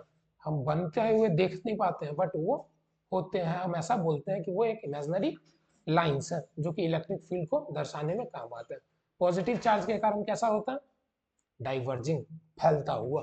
और नेगेटिव चार्ज के कारण कन्वर्जिंग, सिमटता हुआ। फोटो भी होगा कहीं ना कहीं। ठीक है, देखिए electric These lines are imaginary lines, ठीक है, used to represent electric field pictorially। ये मैंने आपको बताया था इलेक्ट्रिक फील्ड लाइंस किस लिए यूज करता है? पिक्टोरियली रिप्रेजेंट करने के लिए। ठीक है, These are such a smooth continuous curve that tangent अगर डालते हैं कहीं पे तो वो क्या बताता है? इलेक्ट्रिक फील्ड का डायरेक्शन बताता है। ठीक है, gives the direction of field at that point। Clear है? प्रॉपर्टीज में field line start from positive charge and end at negative charge. Positive charge से स्टार्ट करेंगे और नेगेटिव चार्ज पे जाके टर्मिनेट करेंगे। ठीक है, नेगेटिव चार्ज पे जाके टर्मिनेट करेंगे। क्लियर है इतना चीज? ठीक है, दिस इज द फील्ड। ठीक है, चार्ज फ्री रीजन में, जिस रीजन में चार्ज ना हो, जिस रीजन में चार्ज ना हो, electric field lines continuous curve होते हैं। Electric field line continuous curve होंगे। किस रीजन में? चार्ज फ्री रीजन में। ये बात याद रखिएगा। ठीक है, बिना किसी ब्रेक के। क्लियर है? ठीक, two field lines can never cross each other. ये सब जानते हैं आप लोग, बचपन से पढ़ रहे हैं कि दो फील्ड लाइन या दो मैग्नेटिक फील्ड लाइन आपस में इंटरसेक्ट क्यों नहीं कर सकते हैं? क्योंकि वहां पे दो डायरेक्शंस हो जाएंगे। ठीक है, जो कि बहुत अजीब है। क्लियर है? Which is absurd. एब्सर्ड का मतलब अजीब। Electrostatic field line do not form closed loop. ये कभी भी क्लोज लूप नहीं फॉर्म करेंगे। ये चीज आप देख भी सकते हैं, प्लस चार्ज माइनस चार्ज के कारण से कभी भी एक क्लोज्ड लूप नहीं फॉर्म होगा। ठीक है, एक क्लोज लूप किसको बोलेंगे? This is called a sorry this is called a close loop. क्या ऐसा डायरेक्शन आपको दिख रहा है? This is not a close loop, but magnetic field lines के कारण से क्लोज लूप फॉर्म होते हैं। ठीक है, clear? Electric field line terminates and originate always perpendicular to the surface. ठीक है, हमेशा परपेंडिकुलर होंगे। हमेशा ये फील्ड लाइंस क्या होंगे? परपेंडिकुलर होंगे किसी भी सरफेस के। क्यों? क्योंकि सरफेस को इक्यू पोटेंशियल सरफेस की तरह ट्रीट किया जाता है। कोई भी सरफेस होता है उसका पोटेंशियल क्या होगा? सेम होगा। मान लो ये अगर रखा हुआ तो ये 2 वोल्ट पे ही रखा होगा। ठीक है, 2 वोल्ट पे ही रखा होगा पूरा, इसका ये पार्ट भी और ये वाला पार्ट भी। तो अगर इसको इक्वी पोटेंशियल सरफेस बनाना है तो इसी के लिए हम इलेक्ट्रिक फील्ड लाइन से कैसे रेडिएट करवाएंगे? परपेंडिकुलरली रेडिएट करवाएंगे। ठीक है, हाँ अब आता है मेरा dipole in an uniform external field. ठीक है, डाइपोल को मान लीजिए ये एक इलेक्ट्रिक फील्ड है। ठीक, these lines are drawn in। ठीक है, ये इलेक्ट्रिक फील्ड का डायरेक्शन दर्शा रहा है। This denotes the direction of electric field. यहाँ पे एक डाइपोल रखा हुआ है। यहाँ पे क्या रखा गया? डाइपोल रखा गया। ठीक है, having a plus q charge and a minus q charge. ठीक है, ये पॉजिटिव चार्ज इस पर क्या लगा रहा होगा? फोर्स लगा रहा होगा क्यू। ठीक है, ये नेगेटिव चार्ज फोर्स लगा रहा होगा इस पर माइनस क्यू। ठीक है, क्यू फोर्स लगा रहा होगा। Magnitude of the force is Q in the direction of this. ठीक है, अब ये डाइपोल का लेंथ कितना होता है? 2 है। ठीक है, अगर मान लेते हैं इस दोनों के बीच में अगर एंगल क्या है? थीटा दिया हुआ। क्या दिया हुआ? थीटा दिया हुआ है। ठीक है, तो इसको हम लोग क्या बोल सकते हैं? This is 2a cos theta and this is 2a sin theta. ठीक है, आप लोग एक चीज पढ़े होंगे 11th में, कपल पढ़े थे। ठीक है, कपल। ठीक है, जब टॉर्क दो फोर्सेस अपोजिट डायरेक्शन में लग रहे होंगे किसी सेम पॉइंट के अराउंड, जैसे कि इसमें दो फोर्सेस अपोजिट डायरेक्शन में लग रहे हैं एक पॉइंट ऑफ एक्सिस के अराउंड। ठीक है, तो इसको हम लोग क्या बोलते हैं? कपल बोलते हैं। ठीक है, तो यही हो गया मेरा कपल। ठीक, this is my in this direction and this in this direction, ठीक है, इसको क्या बोल दिए, कपल बोल दिए, ठीक। तो कपल में हम लोग क्या करते हैं, प्रोडक्ट ऑफ द फोर्स लेते हैं और जो फोर्सेस के बीच में, दोनों फोर्स के बीच में जो परपेंडिकुलर डिस्टेंस होता है, शॉर्टेस्ट डिस्टेंस होता है, उसको लेते हैं। जैसे कि ये दोनों फोर्स है मेरा, these two are my forces, और इस दोनों के बीच में परपेंडिकुलर डिस्टेंस कितना है, 2a sin थीटा। ये दोनों फोर्स के बीच में कितना दूरी है, 2a sin थीटा का दूरी है, परपेंडिकुलर डिस्टेंस, ठीक है। तो इसको हम लोग कपल, ठीक है। तो torque on the dipole is given bye, ठीक है, गिवन बाय, ठीक है, टाउ बराबर क्या हो जाएगा, वो टॉर्क वेक्टर क्वांटिटी है, स्केलर के फॉर्म में अभी हम बात करते हैं पहले, उसके बाद वेक्टर के फॉर्म में लिखेंगे। टॉर्क बराबर कितना हो जाएगा वो, what is the force, QE into separation distance कितना, perpendicular distance 2a sin theta. तो टॉर्क को हम कितना बोल देंगे, 2QAE sin थीटा बोलेंगे। 2AQ को हम क्या बोलेंगे, PE sin थीटा, ठीक है। PE sin थीटा को हम क्या लिख सकते हैं, P क्रॉस E लिख सकते हैं, ठीक है। तो टॉर्क को अगर वेक्टर फॉर्म में हमको लिखना होगा तो we can write it as vector P cross vector E, ठीक है। This is the vector form of torque, clear है, ठीक। This is the vector form of torque, ठीक। चलिए ये हो गया मेरा, क्लियर है इतना चीज। यहाँ पे अगर अगर क्वेश्चन पूछ देता है, मेजरली ये क्वेश्चन पूछेगा नहीं आपसे 5 नंबर में, बट अगर ये पूछ देता है तो स्टार्ट कैसे करेंगे कि consider a dipole placed in an electric uniform electric field, ठीक है, एट एन एंगल थीटा, ये सब लिखेंगे। उसके बाद बोलेंगे कि हम couple, as we know couple is defined as the perpendicular, couple is given by torque is equal to force into the perpendicular distance between the forces, पूरा फॉर्मूला लिखेंगे, राम कथा लिखेंगे। उसके बाद फिर ये मेन कंटेंट मेरा इतना ही है, क्लियर है इतना चीज, ठीक। चलिए this one is blank I guess, ठीक। चलिए next thing is electric flux.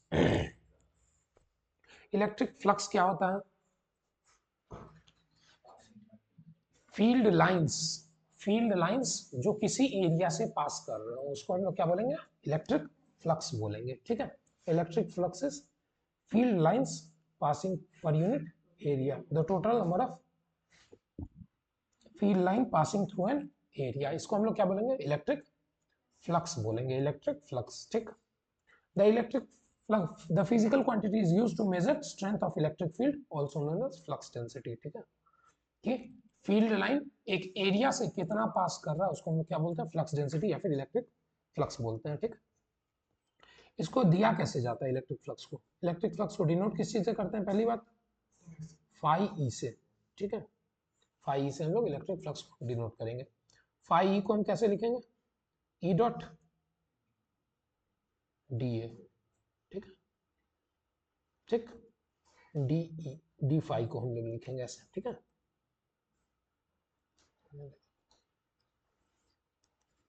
D phi E को हम लोग ऐसे लिखेंगे, ठीक। अगर फाई ई निकालना होगा तो हम लोग क्या करेंगे, इसको इंटीग्रेट करेंगे, फाई ई बराबर closed integral of E dot D A, clear है इतना चीज, ठीक है। ये हो गया मेरा फ्लक्स का डिफिनीशन, ठीक। फ्लक्स कैसा क्वांटिटी है, flux is a scalar quantity, scalar quantity, ठीक। फ्लक्स कैसा क्वांटिटी है, स्केलर क्वांटिटी है। इसके बाद फिर फ्लक्स का यूनिट क्या होता है, इलेक्ट्रिक फील्ड का यूनिट न्यूटन पर कूलम्ब, और एरिया का metre square, newton metre square पर कूलम्ब, ठीक है। उसके बाद फ्लक्स का डायमेंशन m1 L3 T -3 और I -1, ठीक है। This is the dimension of electric flux. रट के तो रखा है तुम लोग क्या, हाँ वोल्ट मीटर भी होता है इसका यूनिट, उसके बारे में आगे पढ़ेंगे जब वोल्ट को हम डिफाइन करेंगे तब हम उसके बारे में पढ़ेंगे, ठीक है। हाँ हाँ हाँ, कुछ छूटा फ्लक्स में, फ्लक्स में कुछ छूटा क्या? हाँ, फ्लक्स 3 होता है, 3 flux, positive, negative and zero flux, ठीक। मान लीजिए ये कोई सरफेस है, ठीक है, ये कोई सरफेस है, ठीक। इस पे नॉर्मल वेक्टर हमको बनाना होगा तो हम दो तरीके से बना सकते हैं, first in this direction and second in this direction, ठीक है। लेकिन जो नॉर्मल वेक्टर हम बनाएंगे उसके साथ हमको स्ट्रिक्टली रहना पड़ेगा। ऐसा नहीं कि आधे क्वेश्चन में हम इस नॉर्मल वेक्टर को बनाएंगे और आधे क्वेश्चन के बाद में मन बदल जाएगा तो हम इस नॉर्मल वेक्टर को लेने लगेंगे। पूरे डेरिवेशन में थ्रू आउट द फिजिक्स आपको एक ही नॉर्मल वेक्टर एज्यूम करना है, वेदर दिस वन और वेदर दिस वन, ठीक है। तो ठीक, हाँ चलिए ये चीज, ठीक, ये मेरा नॉर्मल वेक्टर हो गया। अगर इलेक्ट्रिक फील्ड लाइन ऐसे पास कर रहा हूं, अगर इलेक्ट्रिक फील्ड लाइन ऐसे पास कर रहा हूं तो मेरा फ्लक्स जो होगा when angle between, case 1, when angle between किसके किसके बीच में, E एंड DA,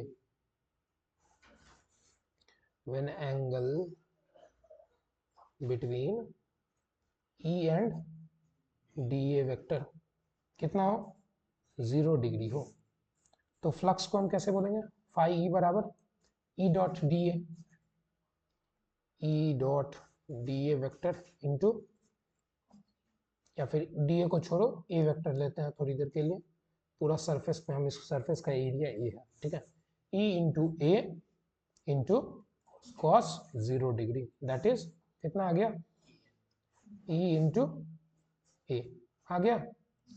ये इसको हम लोग बोलेंगे पॉजिटिव फ्लक्स, यानी कि जब भी क्वेश्चन में बोला रहेगा पॉजिटिव फ्लक्स, वहां से हमको क्या कंसीडर करना है कि इलेक्ट्रिक फील्ड और एरिया वेक्टर दोनों सेम डायरेक्शन में है, गिवन है, क्लियर है। सेकंड केस क्या हो जाएगा, when angle between E and DA is 90 degree, ठीक है, 90 डिग्री जब होगा, यानी कि मेरा एरिया ऐसे रखा हो, ठीक है, this is my n cap vector, this is my area, और इलेक्ट्रिक फील्ड लाइन ऐसे ऐसे ऐसे ऐसे जा रहा है। इस सरफेस से कितने फील्ड लाइन पास कर रहा है, इस सरफेस से एक भी नहीं, तो यानी कि फ्लक्स कितना होना चाहिए, 0 होना चाहिए, मेरा इक्वेशन भी उस चीज को सेटिस्फाई करना चाहिए। तो E dot a into cos 90 degree, cos 90 का वैल्यू 0, तो इसका वैल्यू कितना आ जाएगा, फ्लक्स इज 0, यानी कि इसको हम क्या बोलेंगे, जीरो फ्लक्स। मतलब कि जीरो फ्लक्स जब भी क्वेश्चन मिलेगा तो उससे हम क्या एजम्पशन लेंगे कि दोनों E और A के बीच में एंगल कितना है, 90 डिग्री है। अब अगर दोनों के बीच में एंगल कितना हो, 180 डिग्री हो, ठीक है, दोनों के बीच में एंगल अगर 180 डिग्री हो, ठीक, ये अगर एन कैप इधर की तरफ हो, ठीक है, case 3, when angle between E and DA इज कितना, 180 डिग्री, ठीक है। फाई E को मैं क्या बोलूंगा, E डॉट ए डॉट कॉस 180 डिग्री, तो फाई क्या हो जाएगा बच्चा, माइनस E डॉट ए, ठीक है, ठीक है, तो इसको हम लोग क्या बोलेंगे, निगेटिव फ्लक्स। जब भी क्वेश्चन में नेगेटिव फ्लक्स दिया रहेगा तो हम लोग कंसीडर करेंगे E और A के बीच में एंगल कितना है, 180 डिग्री है, ठीक है। ये हमको कैसा फ्लक्स दिखाई दे रहा है सरफेस के अंदर, और ये हमको कैसा फ्लक्स दिखाई दे रहा है, ये बताइए। ये सरफेस अगर ऐसा देखो, ऐसे देखो, ये दो सरफेस है, ठीक है, इस सरफेस का नॉर्मल वेक्टर किधर की तरफ होगा, इधर की तरफ, इस सरफेस का नॉर्मल वेक्टर किधर होगा, इधर होगा, ठीक है। इस सरफेस से फ्लक्स आ रहा है, यानी कि नॉर्मल वेक्टर इधर है, नॉर्मल वेक्टर इधर है, नॉर्मल वेक्टर और इलेक्ट्रिक फील्ड के बीच में एंगल कितना, नॉर्मल वेक्टर इधर, इलेक्ट्रिक फील्ड इधर, 180 डिग्री। तो ऐसे फ्लक्स को हम लोग क्या बोलते हैं, 180 जब होता है तो नेगेटिव फ्लक्स, यानी कि ये आते हुए लग रहा है और ये हमको जाते हुए लग रहा है। तो नेगेटिव फ्लक्स हम जब भी लेंगे तो इनकमिंग फ्लक्स को हम लोग क्या लेंगे, नेगेटिव लेंगे, जनरली हम लोग जो लेते हैं। तो दिस इज इनकमिंग फ्लक्स, ठीक है, and this is outgoing flux, ठीक, क्लियर है। चलिए this is blank, this is blank. हाँ, आगे आते हैं कंटिन्यूअस चार्ज डिस्ट्रीब्यूशन पे, ठीक है। तीन टाइप का चार्ज डिस्ट्रीब्यूशन होता है, ये सब आपको पता है, इस सबको जल्दी जल्दी भगाया जाए क्या, हाँ चलिए बताइए। कंटिन्यूअस चार्ज डिस्ट्रीब्यूशन, ये क्या है, पहला लीनियर चार्ज, हाँ डिफाइन कीजिए कोई लीनियर चार्ज को, charge distributed uniformly per unit length is called linear charge distribution, ठीक है। This is surface charge, charge distributed uniformly per unit area is called surface charge, और इसको क्या बोलेंगे, वॉल्यूम, वॉल्यूम, इसको हम सरफेस या एरियल भी इसी को बोलते हैं, ठीक है, एरियल चार्ज डिस्ट्रीब्यूशन, ठीक है। इसको हम लोग क्या बोलेंगे, वॉल्यूम चार्ज, ठीक है, वॉल्यूम चार्ज बोलेंगे इसको हम लोग। इसका डेंसिटी क्या है, रो लेते हैं, इसको हम लोग रिप्रेजेंट करते हैं सिग्मा से, इसको रिप्रेजेंट करते हैं लैम्डा से। तो लैम्डा बराबर क्या आ जाएगा, क्यू बाई एल, सिग्मा बराबर क्यू बाई ए, एंड रो बराबर क्यू बाई वी, ठीक है। ये हो गया मेरा तीन टाइप का चार्ज डिस्ट्रीब्यूशन, क्लियर है इतना चीज, ठीक। अब इस सब का यूनिट डायमेंशन आपको पता है क्या, डिफिनेशन लिख लोगे तुम लोग, यूनिट क्या हो जाएगा लैम्डा का, कूलम्ब पर मीटर, कूलम्ब मीटर किसका यूनिट होता है, डाइपोल मोमेंट का, गलती नहीं कीजिएगा। इसका सिग्मा का यूनिट क्या होगा, कूलम्ब पर मीटर स्क्वायर, रो का यूनिट क्या हो जाएगा, कूलम्ब पर मीटर क्यूब, क्लियर है इतना चीज, ठीक है। These are three type of continuous charge distribution, clear. आगे coming to the last topic, क्या है, गॉस लॉ। क्या होता है Gauss law, Karl Friedrich Gauss नाम था इनका, ये बहुत बड़े मैथमेटिशियन थे। इन्होंने लॉ क्या दिया कि सर कोई भी सरफेस से कितना फ्लक्स पास कर रहा है, अगर आपको ये निकालना है तो आपको सिर्फ एक चीज की जरूरत है, वो चीज क्या है कि चार्ज, उसके अंदर कितना चार्ज है, ठीक है। So net electric flux phi electric बराबर क्या हो जाएगा, चार्ज इनक्लोज्ड कितना किया है वो surface divided by epsilon naught, ठीक है। This is the formula for Gauss law, this is the formula for Gauss law. Net electric flux passing through any surface, closed imaginary surface is 1 by epsilon naught times the total charge enclosed by it, clear है इतना चीज, ठीक है। इसमें और कुछ नहीं है गॉस लॉ में, स्टेटमेंट यही है। हाँ, इसका प्रूफ इंपॉर्टेंट है आपके लिए, इसका प्रूफ इंपॉर्टेंट है गॉस लॉ का। प्रूफ कैसे करेंगे, ठीक है, कंसीडर करेंगे हम लोग एक चार्ज को, ठीक है, ऐसे कोई चार्ज स्फीयर को, ठीक है, ठीक, क्यू चार्ज ये होल्ड कर रहा है, ठीक है। अब इससे आर डिस्टेंस पे इलेक्ट्रिक फील्ड हमको जानना है, ठीक है।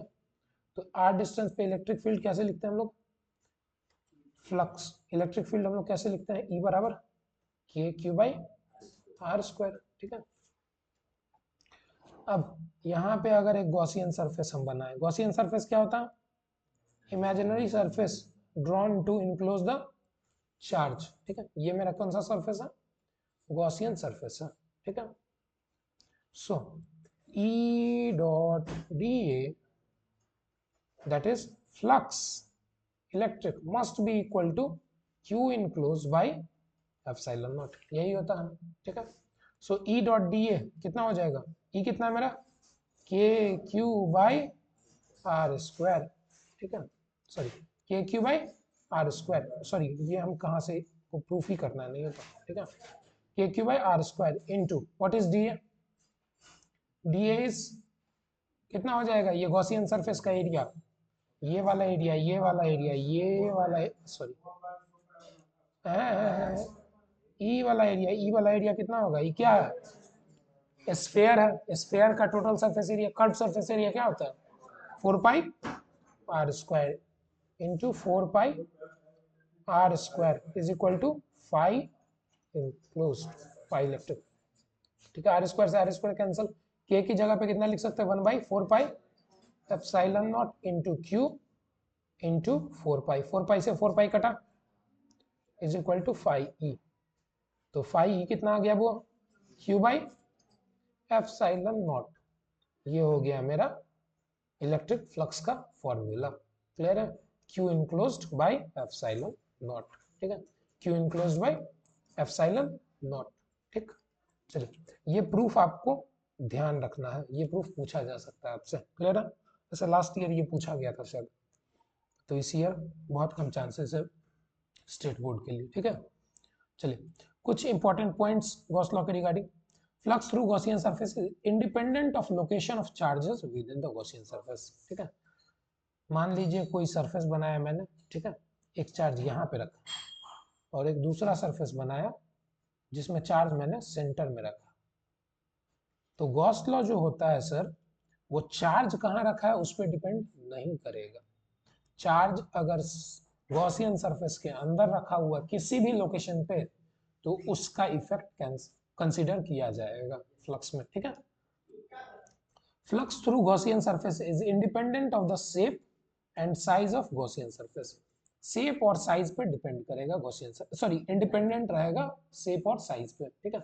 गॉसियन सरफेस जो बनाते हैं हम लोग, वो एकदम किसी भी शेप साइज का हो सकता है, तो कोई जवाब देगा हमको सर जब बोल रहा है गॉस लॉ का ये कंसिडरेशन है कि गॉस लॉ में गॉसियन सरफेस हम बना सकते हैं किसी भी शेप साइज का, तो हम लोग सर जनरली स्फेरिकल सिलेंड्रिकल यही सब क्यों लेते हैं, क्योंकि उस लोग का एरिया निकालना हमारे लिए आसान होता है, या एरिया हम जानते हैं पहले से, इसी के लिए वो सब सरफेस हम कंसीडर करते हैं, क्लियर है, ठीक।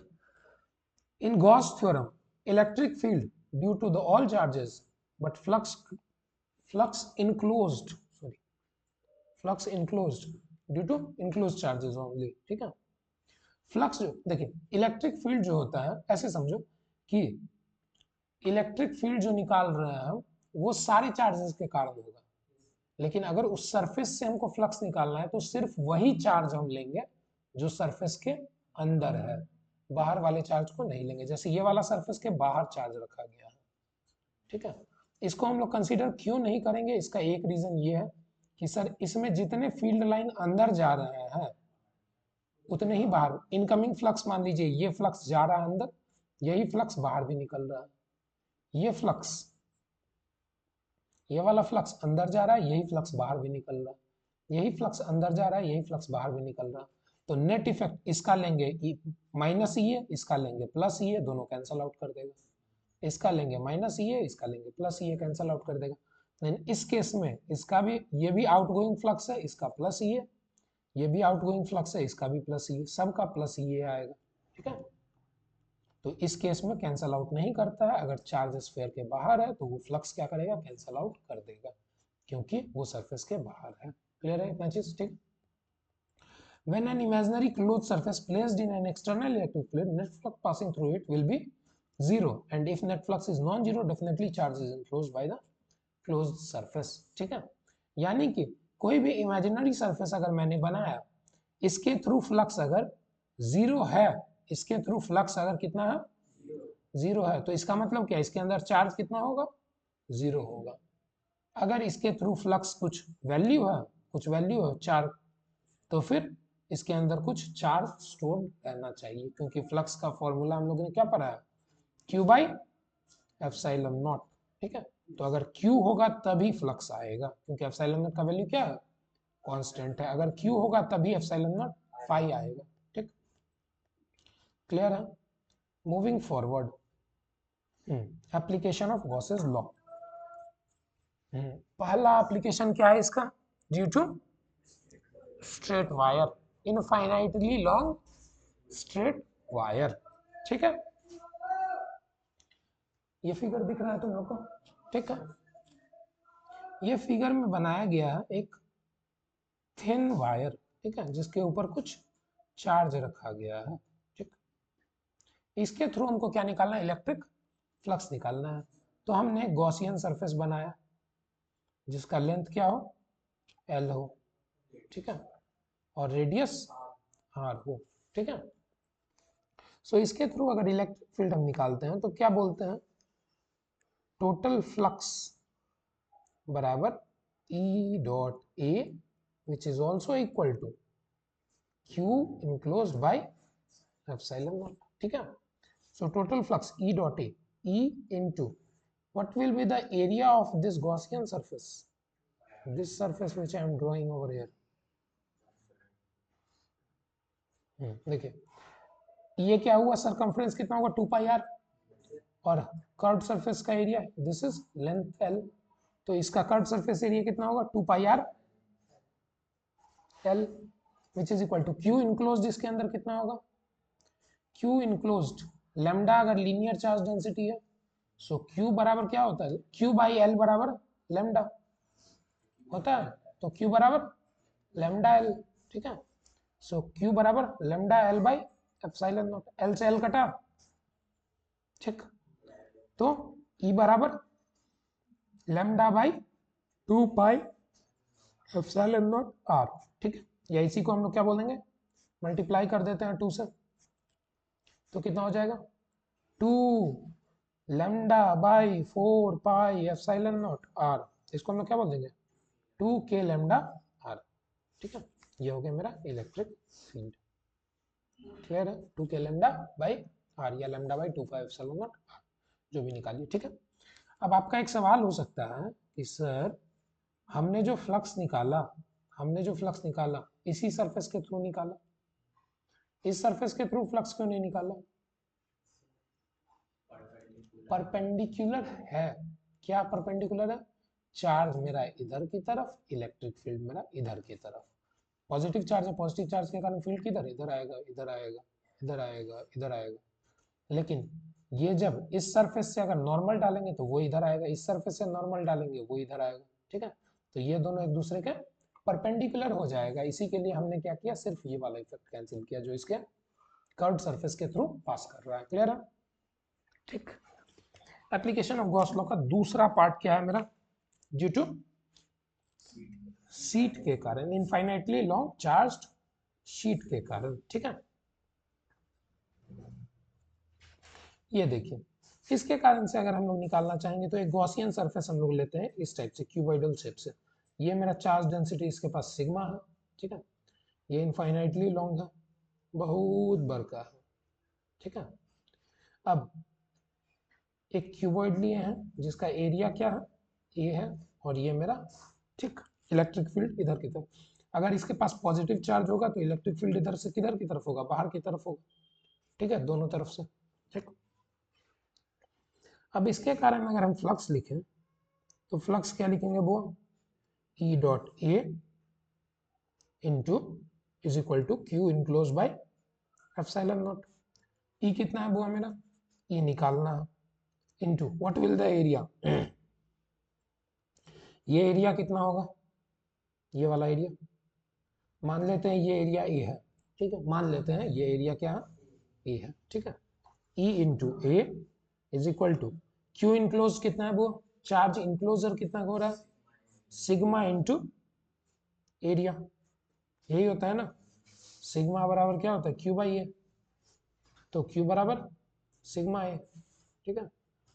तो क्यू की जगह पे मैंने सिग्मा ए लिखा divided by epsilon not, A cut जाएगा क्या, ठीक है। तो ये कितना आ जाएगा, सॉरी फ्लक्स कितना हो जाएगा, फ्लक्स तो दोनों साइड होगा ना, इधर की तरफ फ्लक्स है और एक फ्लक्स इधर की तरफ है, तो टोटल फ्लक्स कितना हो जाएगा, this is only flux through one surface, ठीक है। टोटल फ्लक्स निकालना होगा तो कितना बोलेंगे हम, दोनों सरफेस से पास करेगा ना, तो that will be twice of e, that will be twice of e, क्यों आ रहा है दोगुना पता है, ये इसी के कारण, क्योंकि दोनों साइड हमको कंसीडर करना है, ठीक है, तो इसी के लिए। और इसको हमने ऐसे क्यों ऐड कर दिया है सर, इसको वेक्टर लॉ आप नहीं लगाइएगा या कुछ नहीं लगाइएगा, क्यों? क्योंकि ये एक स्केलर क्वांटिटी है फ्लक्स। तो एक इफेक्ट इधर, एक इफेक्ट इधर, ई ए इधर और ई ए इधर, तो कितना हो गया total flux? 2 EA is equal to sigma A by epsilon naught. ठीक है, ई बराबर कितना आ जाएगा? ए कट जाएगा, that is sigma by 2 epsilon naught. ठीक है, this is the electric field due to infinitely charged sheet. ठीक है, प्लेन शीट। ठीक, next is thin spherical shell के कारण से। ठीक है, ये मानते हैं इसके ऊपर चार्ज क्या हो। आपको पता है चार्ज हमेशा कंडक्टर के कहाँ पे रहता है? सरफेस पे रहता है। तो इसके ऊपर भी चार्ज क्या होगा? सिग्मा होगा। ठीक, सिग्मा चार्ज डेंसिटी होगा। ठीक, अब हम मानते हैं क्या है कि हमको आर डिस्टेंस पे निकालना है। First outside the shell. ठीक है, फाई इनक्लोज लिखेंगे हम, कितना हो जाएगा फाई इनक्लोज बराबर E dot A which is also equal to q enclosed by epsilon naught। ठीक है, ये मेरा गॉसियन सरफेस हमने ड्रॉ किया है, ये वाला, this is my Gaussian surface, this is my Gaussian surface. ठीक है, आर डिस्टेंस पे, स्मॉल आर डिस्टेंस पे, और कैपिटल आर इसका रेडियस है। ठीक है, सो आउटसाइड द सेल हमको निकालना है, यहाँ पे ई डॉट ए लिखना है। इलेक्ट्रिक फील्ड आर डिस्टेंस पे हमको निकालना है। ठीक है, this is E into what will be the area of the Gaussian surface? Gaussian surface इसका एरिया क्या हो जाएगा? 4 पाई कौन सा r? 4 pi small r square which is equal to q enclosed. Charge कितना इनक्लोज कर रहा है ये सरफेस के अंदर चार्ज कितना है? यहाँ पे सिग्मा और इनटू इसका कर्व्ड सरफेस है, इनका इसका सरफेस एरिया कितना है। ठीक है, q enclosed is sigma into 4 pi r square divided by epsilon naught. ठीक है, 4 पाई कट गया, ई बराबर sigma into r square divided by epsilon naught r square. Clear है? ठीक है, इसको हम अलग फॉर्म में भी लिख सकते हैं। This is the electric field outside. ठीक है, इसका एक फॉर्म ये भी लिख सकते हैं।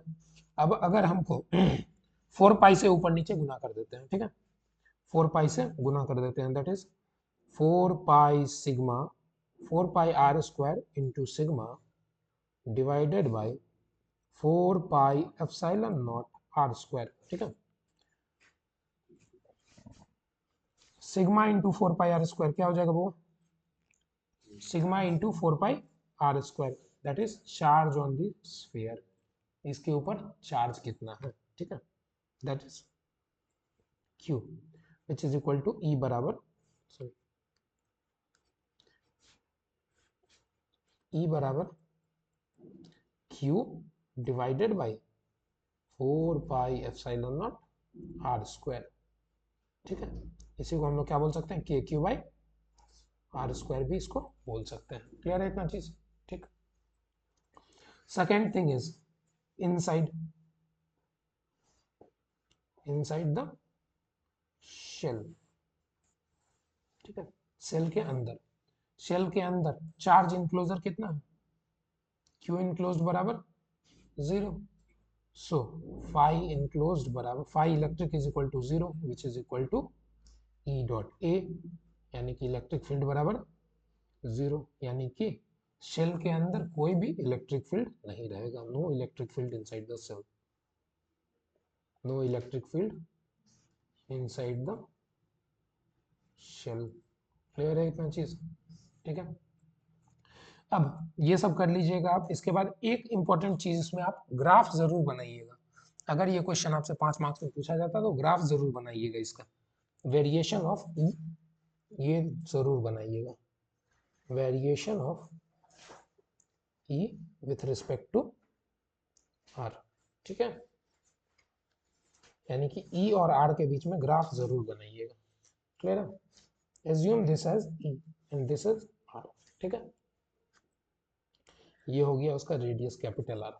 ठीक, चलिए, इलेक्ट्रिक फील्ड 0 से लेके 0 से लेके r दूरी तक इलेक्ट्रिक फील्ड कितना है वो, यानी कि इलेक्ट्रिक फील्ड सरफेस के अंदर यहाँ पे इलेक्ट्रिक फील्ड कितना है 0, यहाँ पे इलेक्ट्रिक फील्ड 0, यहाँ पे इलेक्ट्रिक फील्ड 0, यानी कि जब तक सरफेस पे नहीं पहुंचेंगे हम तब तक इलेक्ट्रिक फील्ड कितना है 0 है। ठीक है, यानी कि सर r डिस्टेंस तक यहाँ तक इसका इलेक्ट्रिक फील्ड क्या है 0 है, यहाँ तक इसका इलेक्ट्रिक फील्ड 0 है, यहाँ तक इसका इलेक्ट्रिक फील्ड 0 है। This is the line for E बराबर 0, E बराबर 0 कब तक, जब तक ओरिजिन सेंटर से लेके r डिस्टेंस तक इसका इलेक्ट्रिक फील्ड 0 है। क्लियर है। अब जैसे ही r डिस्टेंस से हम आगे बढ़े, r से स्मॉल r की तरफ बढ़े, यानी कि कैपिटल R से कैपिटल R ये वाला डिस्टेंस, स्मॉल r की तरफ बढ़े, आगे बढ़े, तो इलेक्ट्रिक फील्ड क्या है, इलेक्ट्रिक फील्ड ये है Q बाई के, Q बाई हाँ, अरे यार चलिए इसको फिर से कनेक्ट करना पड़ेगा। हाँ अब ठीक है, चलो धीरे धीरे अब करेंगे।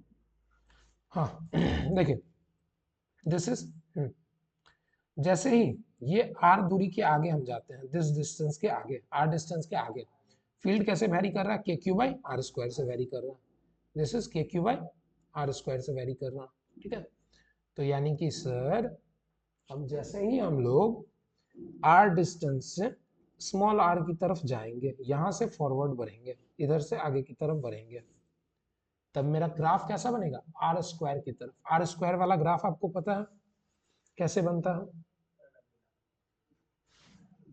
ये मेरा हुआ कितना वैल्यू है ये के क्यू बाई आर स्क्वायर। ठीक है, this will be the maximum value at the surface, और इसके बाद फिर ये धीरे धीरे धीरे धीरे डिके करने लगेगा ऐसे कुछ। ठीक है, जब आर बहुत ज्यादा हो जाएगा तो फिर से इलेक्ट्रिक फील्ड क्या हो जाएगा 0 की तरफ चला जाएगा। ठीक है, for R less than R, for R greater than R. ठीक है, ठीक, ये ग्राफ जरूर बनाइएगा, तो उससे आपको pictorial representation, examiner copy check करता है ना तो उतना पढ़ता नहीं है लेकिन देखता सब कुछ है। ठीक है, तो दिखाइए उसको कि आपको आ रहा है, फिगर एक एक फिगर सही सही बनाने का कोशिश कीजिएगा। ठीक है, अभी इसमें क्या क्या लिखना है, कंसिडरेशन क्या सब करना है वो सब आपको पता है, कॉपी में लिखा हुआ है वो आपका। ठीक, so that's all about this chapter, इसमें और कुछ छूटा नहीं है इस चैप्टर में, that's all about the chapter.